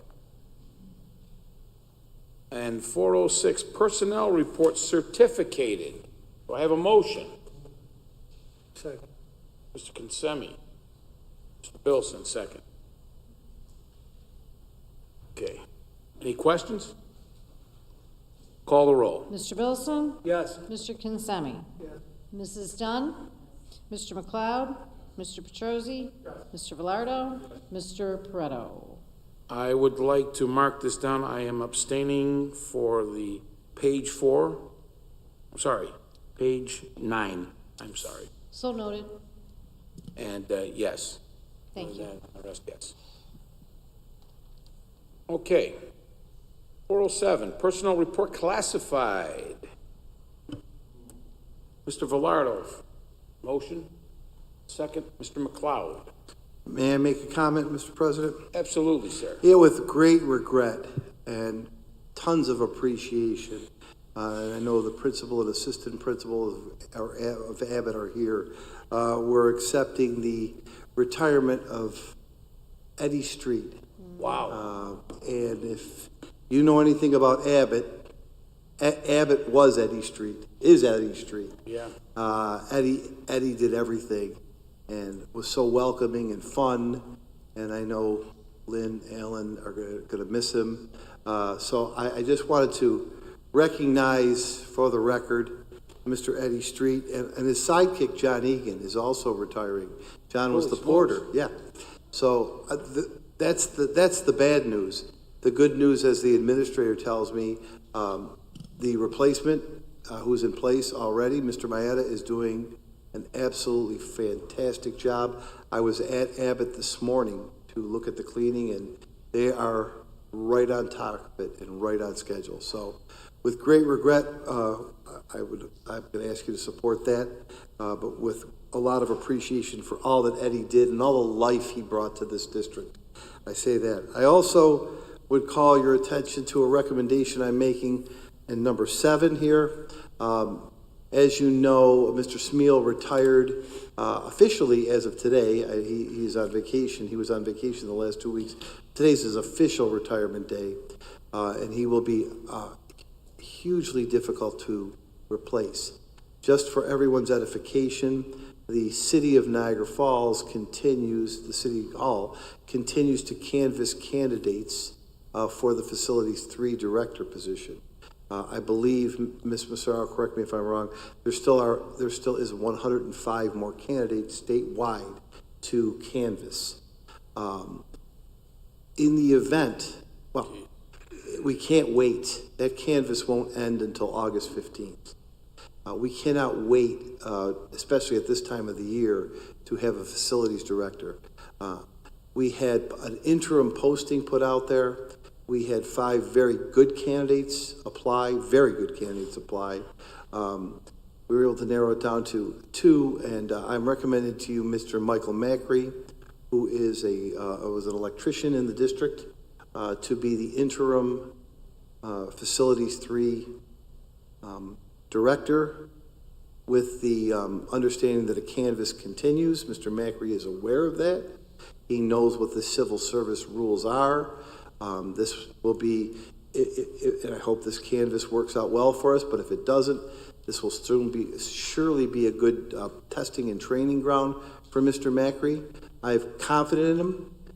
He told me something very interesting when I spoke to him. He told me that he has watched every board meeting since last September just to get a feel for how he needs to present at the board. He's a very, very, very well-respected electrician and man among the men and women of the department. So I, with confidence and comfort, and with a great need, would ask for your support of Mr. Macri and this entire classified report. He would start with your approval on Monday, and believe me, I've got 2 pages of things for him to start working on. So I wanted to mention that, and again, ask for your support of this classified report. Okay, thank you, sir. Okay, any questions? Judy, call the roll, please. Mr. Wilson? Yes. Mr. Kinsemi? Mr. Capizzi? Mrs. Dunn? Mr. McLeod? Mr. Petrosi? Mr. Velardo? Mr. Pareto? Yes. Okay, I want to take together 408 and 409. 408, the reports on the Committee for Special Education. 409, the reports on the Committee on Preschool Special Education. Do I have a motion? Mr. Consemi. Mr. McLeod. Any question? Call the roll. All in favor? Aye. Any opposed? 410, short-term contracts. Let's see, we have Dr. Marcus Thumir, Institute of Autism, to the Niagara Falls Convention Center for prom on June 18th, 2026. Do I have a motion? Mr. Consemi. Mrs. Dunn, second. Any questions? Call a roll. Mr. Wilson? Yes. Mr. Kinsemi? Mr. Capizzi?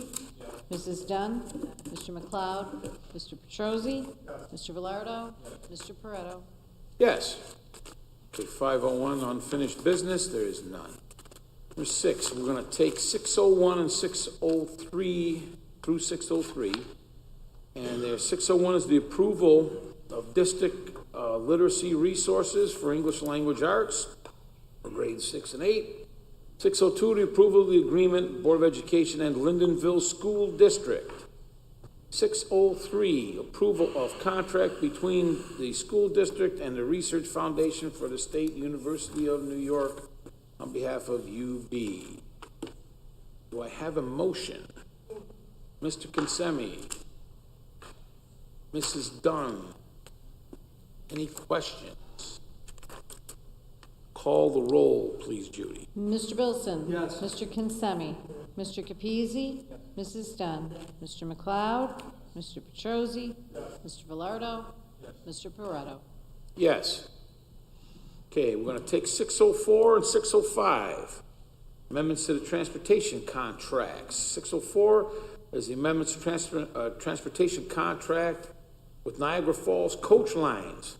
605, the amendment of transportation contract with the First Student Incorporated Transportation Company. May I have a motion, please? Mr. Velardo. Mr. McLeod, second. Any questions? Judy? Mr. Bilson? Yes. Mr. Consemi? Yes. Mr. Capizzi? Yes. Mrs. Dunn? Mr. McLeod? Mr. Petrosi? Yes. Mr. Velardo? Yes. Mr. Pareto. Yes. 606, the approval of planned service agreement between the city school district and Stark Tech. May I have a motion, please? Mr. Consemi. Second, Mr. Velardo. Any questions? Judy, please call the roll. Mr. Bilson? Yes. Mr. Consemi? Yes. Mr. Capizzi? Yes. Mrs. Dunn? Mr. McLeod? Yes. Mr. Petrosi? Yes. Mr. Velardo? Yes. Mr. Pareto. Yes. Okay. Let's take a quick sip of water here. Okay, we're going to take 607 through 609. They are payments. Payment number 14 to Scafari Construction. 608, payment to Fry Electric, number 16. 609, approval payment to Stark Tech. May I have a motion, please? Mr. Bilson. Mr. Velardo, second. Any questions? No, these are the breath of fresh air. These are No, air conditioning. you know, we're getting close. So let me give you an answer. The ribbon cutting September 2nd. So that would tell you 33 days. We're cutting the ribbon. You're cutting the ribbon September 2nd. Yes, just tomatoes for you. Okay, any questions? The others? Judy, please call the roll, please. Mr. Wilson? Yes. Mr. Consemi? Mr. Capizzi? Mrs. Dunn? Mr. McLeod? Mr. Petrosi? Mr. Velardo? Mr. Pareto. Yes. Okay. This is, we're going to take 701 and 702. Okay, for each. We also have to call for a vote to waive the 30-day tabling. 701 is the resolution of the use of internet and cell phones. 702 is the resolution for adopting a policy for the maximum temperature of school buildings. So, we have a motion on the floor. Mr. Consemi made a motion to drop the 30-day tabling, or to table the 30-day process. And Mr. Velardo, second. Any questions? Judy? All in favor? Aye. Any opposed? 30-day waived. Okay. So now we'll do the policy. 701, the adopting the policy of the use of enable the cell phones. Do I have a motion? Mr. Velardo. This is done. May I make a comment, please? Please do. Thanks. Really good discussion tonight. I really appreciated the discussion we had around this very important policy. It's hugely significant. 635 districts across the state are contending with this.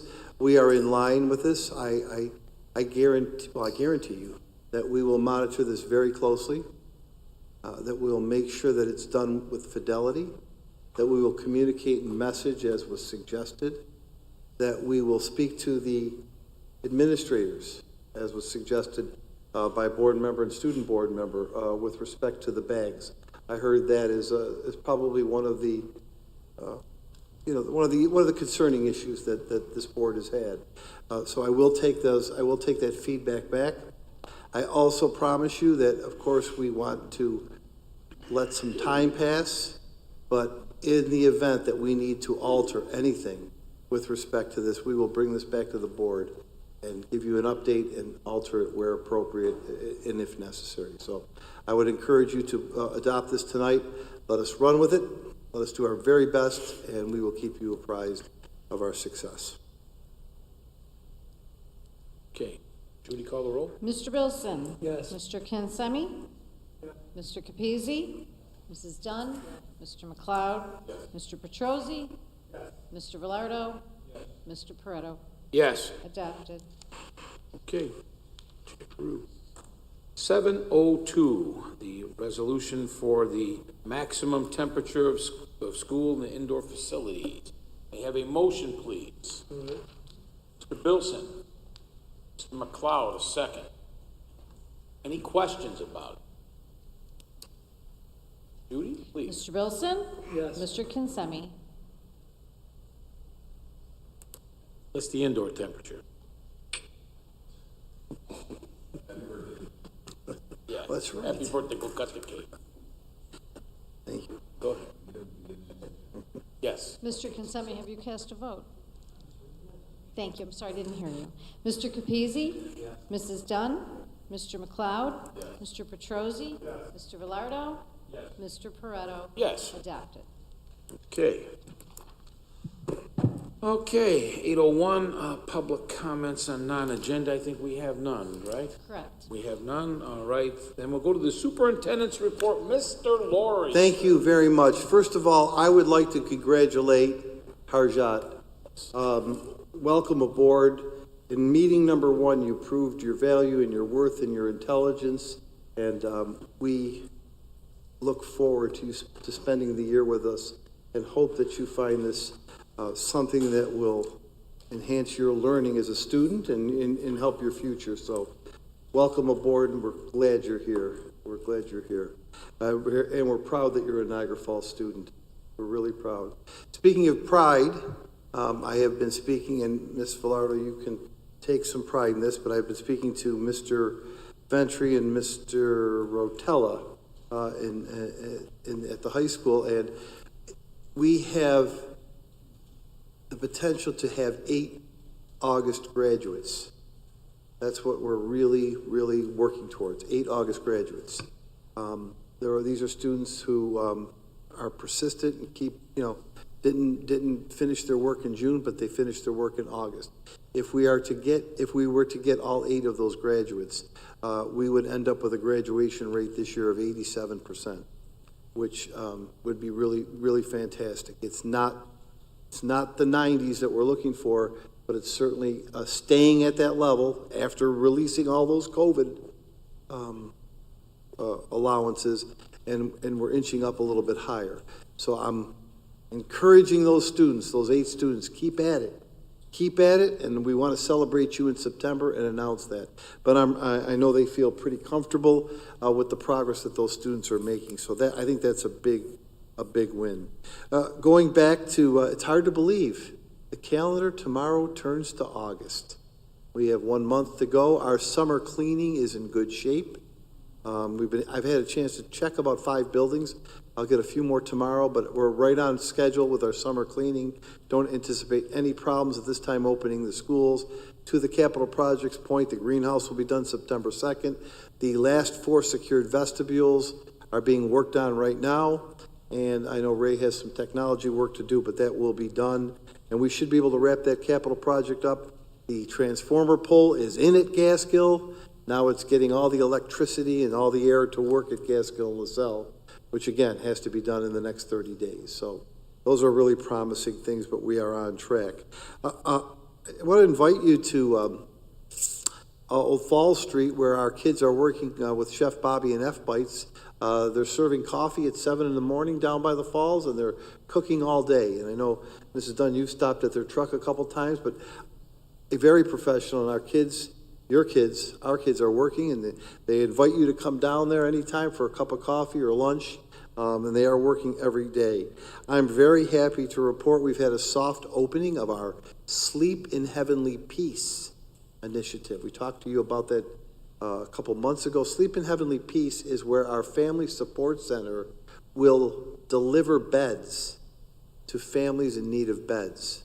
We have received our first 14 beds, and we have many, many, many requests for beds. But we have our first 14 beds in our warehouse. We're storing them at 1170 Elmwood by Trot, our warehouse, and they will be delivered from the Family Support Center. We're going to let them adjudicate where they should be best used and where they should go. I want to thank all of the teachers, students, parents, and staff that are working in our summer programs. It's been seamless. It's been quiet. It's been fun. Rick always says we've designed some of the best summer programs and summer camps anywhere, and I believe it. It's tomorrow, if you can believe this. Tomorrow our elementary summer school ends, which is kind of crazy how fast it is moving. I also want to thank Rick and Carrie. They've been doing a lot of staff development over the summer that will continue. A lot of training in the science of reading, and I was really impressed, Rick, that you have either finished or will be finishing the training of 7 interventionists, 7 teachers on dyslexia protocols. Has that been completed, or? It will start in September. So we're training 7 of our interventionists to intervene with students with dyslexia. That was a call that we know that we had to address, but that is on the calendar. August 28th is the first day for teachers. It's also our next board meeting. Board members, August 28th, there is an audit committee meeting that day at 4 o'clock. For the audit committee members, Harjat, and you are welcome to attend at 4 o'clock that night. 4 times a year, we have a mixture of board members and citizens, 4 citizens who sit and review our finances from an outside perspective. And they look at our external audit, which an outside agency will come in on the 28th. They'll work with Julie and Becky, and they'll look at all of our books for anything that may look untoward, out of place, and they'll give us a final balance on what we spent, didn't spend, how much we have to carry over, how much we don't have to carry over. And 4 times a year, the audit committee meets. You're more than welcome to come to that meeting too. That's at 4 o'clock. Mr. Laurie, are we still one short? We are, Mr. Consemi. We're still 1 citizen member short. We have the board member, we're 1 citizen member short. That's the 28th. Finally, just a couple of dates. August 7th, this Thursday, August 7th, the new Mrs. Jamboree, Carrie Buckman, will have the pre-K and K Jamboree at the Fieldhouse. Her new name is Mrs. Jamboree. Thursday, right? 11 o'clock. 11 o'clock. All the pre-Ks and Ks have been invited, and we'll have a lot of teachers and a lot of fun. Thursday. Can you throw a text out? I will. Thursday. Come to the Jamboree. Well, we have to evaluate Ms. Buckman, all right?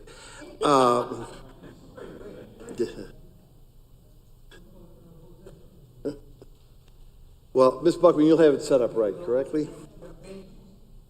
August 18th. August 18th. Again, to Buckman, Corella, and Massaro. New employee orientation.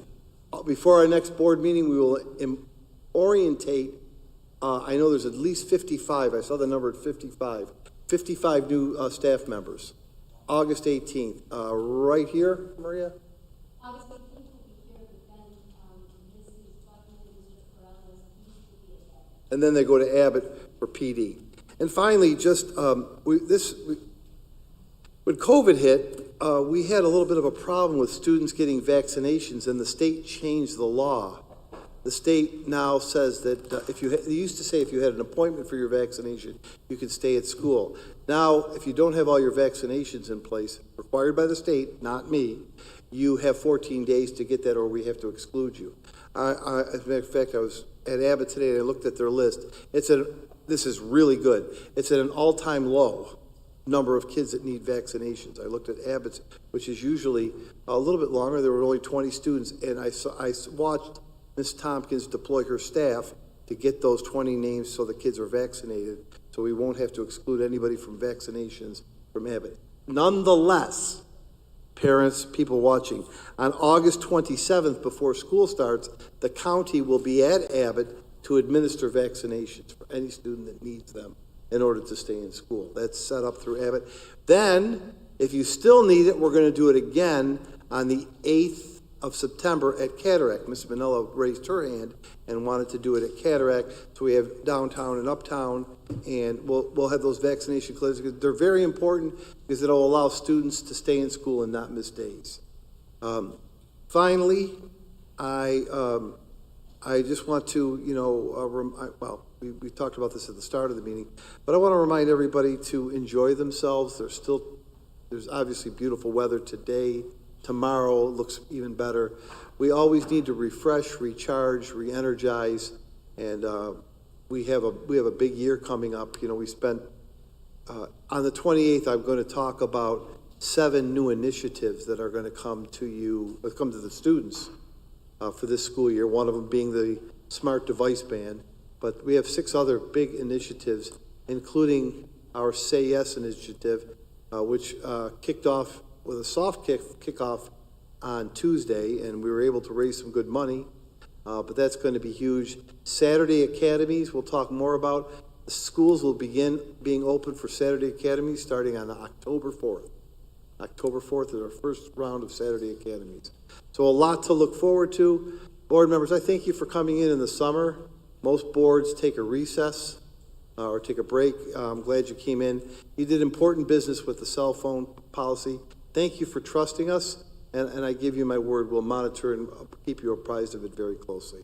That's all I have, Mr. Pareto.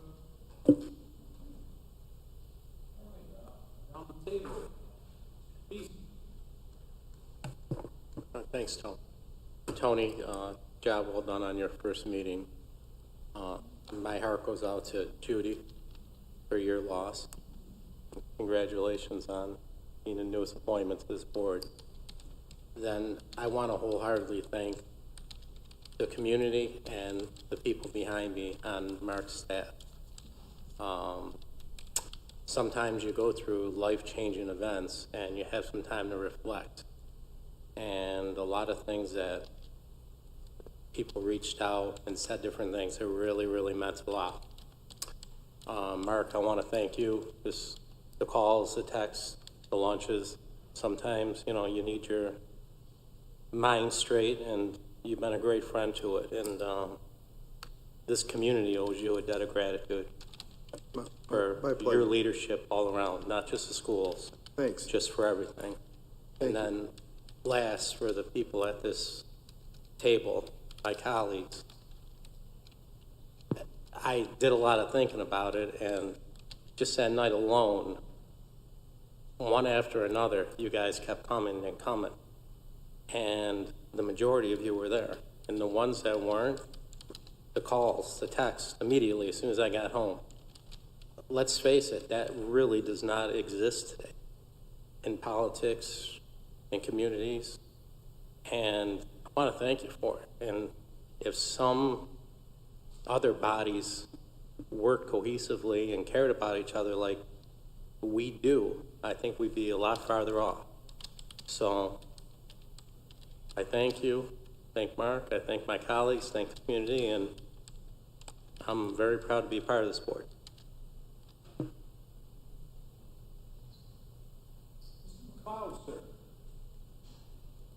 Congratulations, John. You'll do great, I'm sure. Russ, thank you for your service last year. It's awkward seeing you on that side of the table, but thank you for that. Tony, great job today. You were definitely a little nervous, but you picked it up. So looking forward to another year coming up, and have a good rest of the summer to everybody.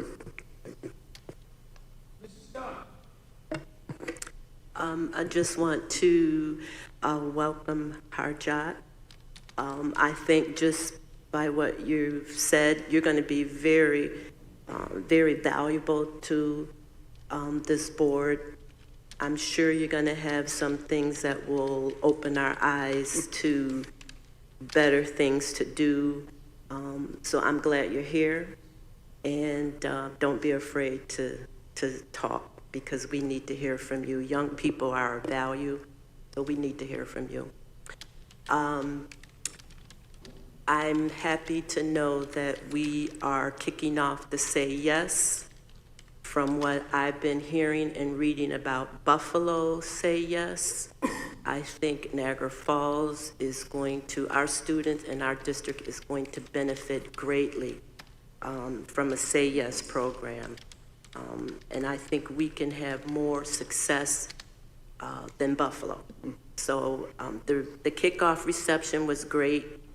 I got to see new faces, people that said they would support our Say Yes.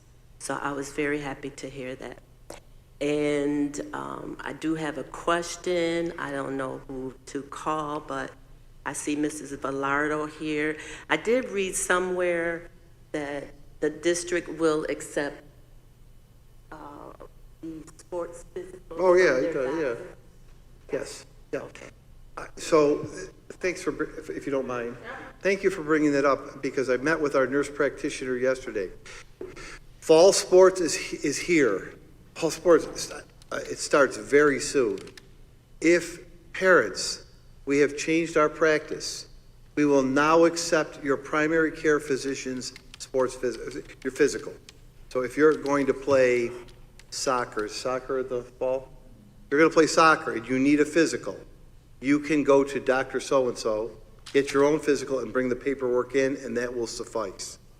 If you don't have a primary care physician, if you don't, and some children unfortunately don't, we are offering 4 sports physical dates. What you need to do is call 716-286-0788, 716-286-0788, and you need to schedule them.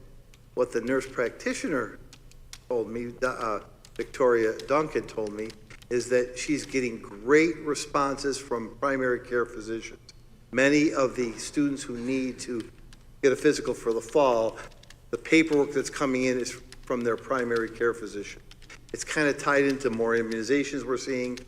She only has but a handful of scheduled in-district physicals, Mrs. Dunn, but we will offer that to anyone, and we'll make sure we do that, close to before the start of practice, so nobody misses out, and we have enough spots right now for anybody who needs it. But that is the case. That is a change. We've talked about that for a long time, and the parents have welcomed that, and we've gotten great feedback. And I want to give a shout out to Victoria, Ms. Duncan. She's doing a really great job as a nurse practitioner. She's excellent in leading the nurses. I know Ms. Massaro works with her continuously, and you would concur that she's doing it. That's no aspersion against anyone else, but she's really taken the bull by the horns, and we're really proud to have her leading the way. So that's the case. I hope that helps.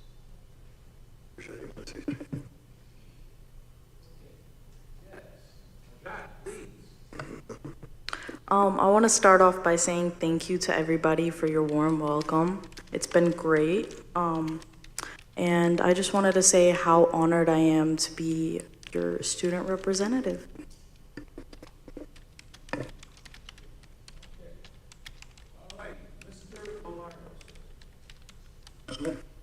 I want to congratulate Hajan on becoming a student board representative and your perspective on what's going on in high school.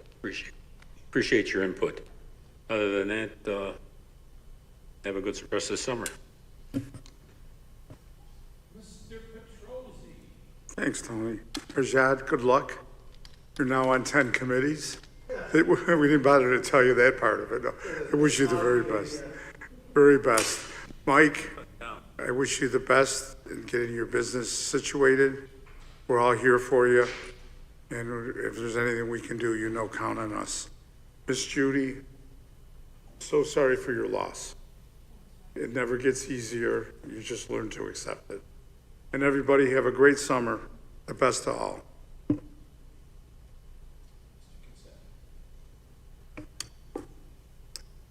Ms. Dunn, thank you for your comments on the YES program. When I read in the paper the other night and the accolades that I heard about our superintendent were outstanding. He didn't deserve them all, but he got them. You put everybody in their place, Mark. You've made such a mark in this community. Not just the teachers, not just the education, but the actual community. And to be the recipient of a $500,000 Yeah, one night. in one night is a little scary. Yeah. It's more than Capital Cleaners got, going taking everybody Yeah, to the no, place. Say Yes is going to be a Taking game everybody changer to for this city. 500,000. It's going to be a game changer. And everybody that was there, I think heart was in the community. Yep. Even the mayors. Yep. Okay, Judy, my condolences to you. As Russ said, never easy, you just have to learn to live with it. I think I didn't meet you earlier, I apologize. I was at BOCES at another meeting representing our district, but I got here as fast as I can, and I'm so glad you're here. It's an honor and a pleasure to meet you and to see that your input is definitely respected. I wish everybody has a great summer, and see you on the 28th. Mr. Bass, are you still with us, sir? I am. Can you hear me? Yeah, go ahead. Okay. First, I would like to say welcome to our newest edition. Sorry I'm not there to meet you in person, but looking forward to doing so soon. Just listening to your perspective, I feel like my relevancy on the board may have been significantly decreased because I used to pride myself being connected to the students, and now we have a student, so chopped liver. But on a more serious note, I want to extend my condolences to Judy and her family, and also just to thank you for being such a devoted and selfless serving wife.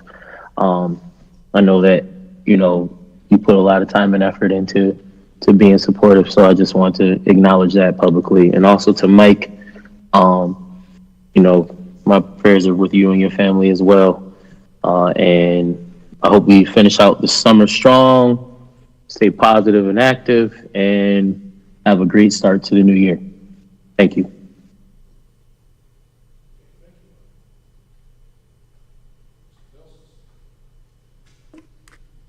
Well, it's an honor to be sitting here in the middle, and I learned from the GOAT, Russ. When you go last, Nick will love this.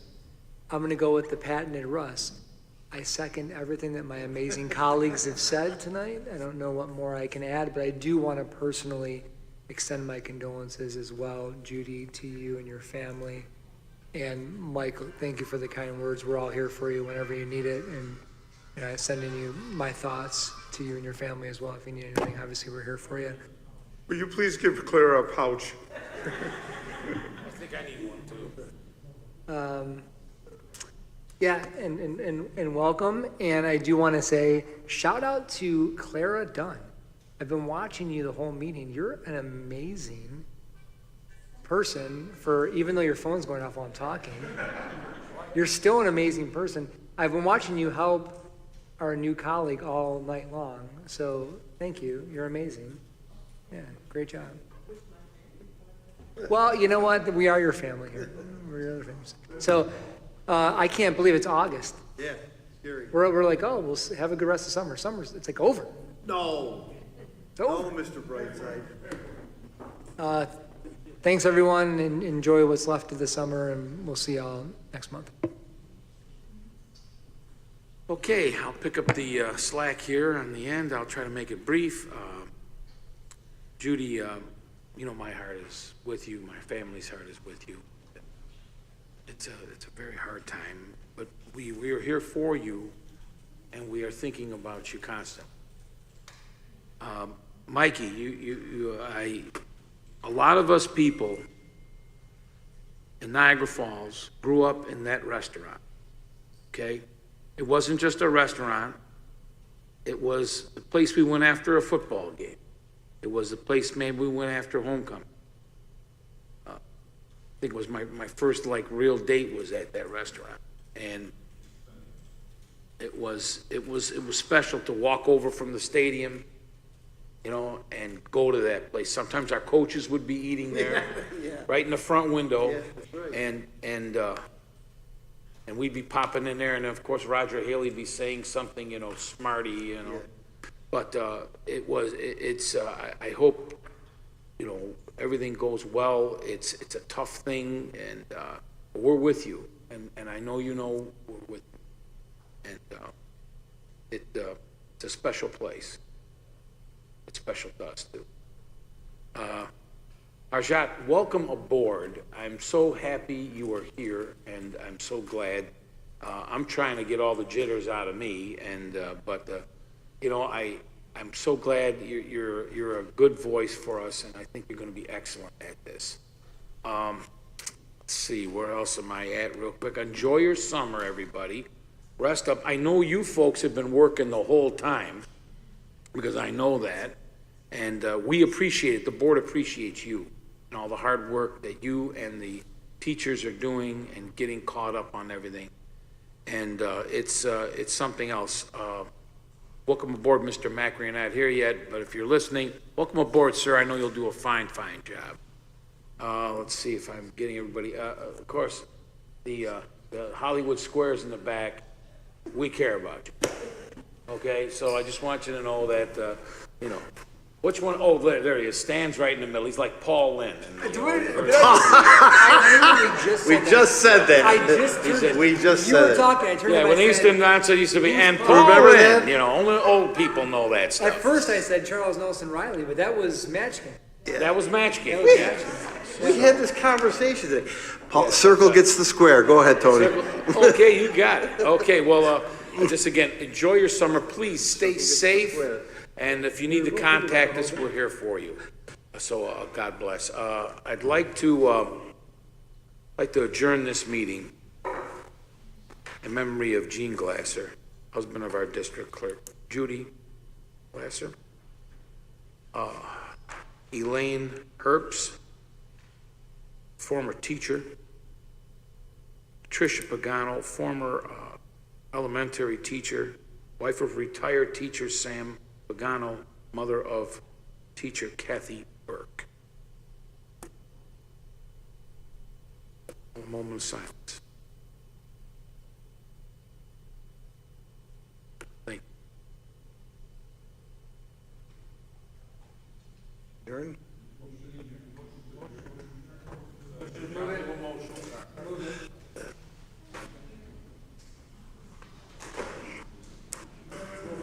Harjot, do you drive?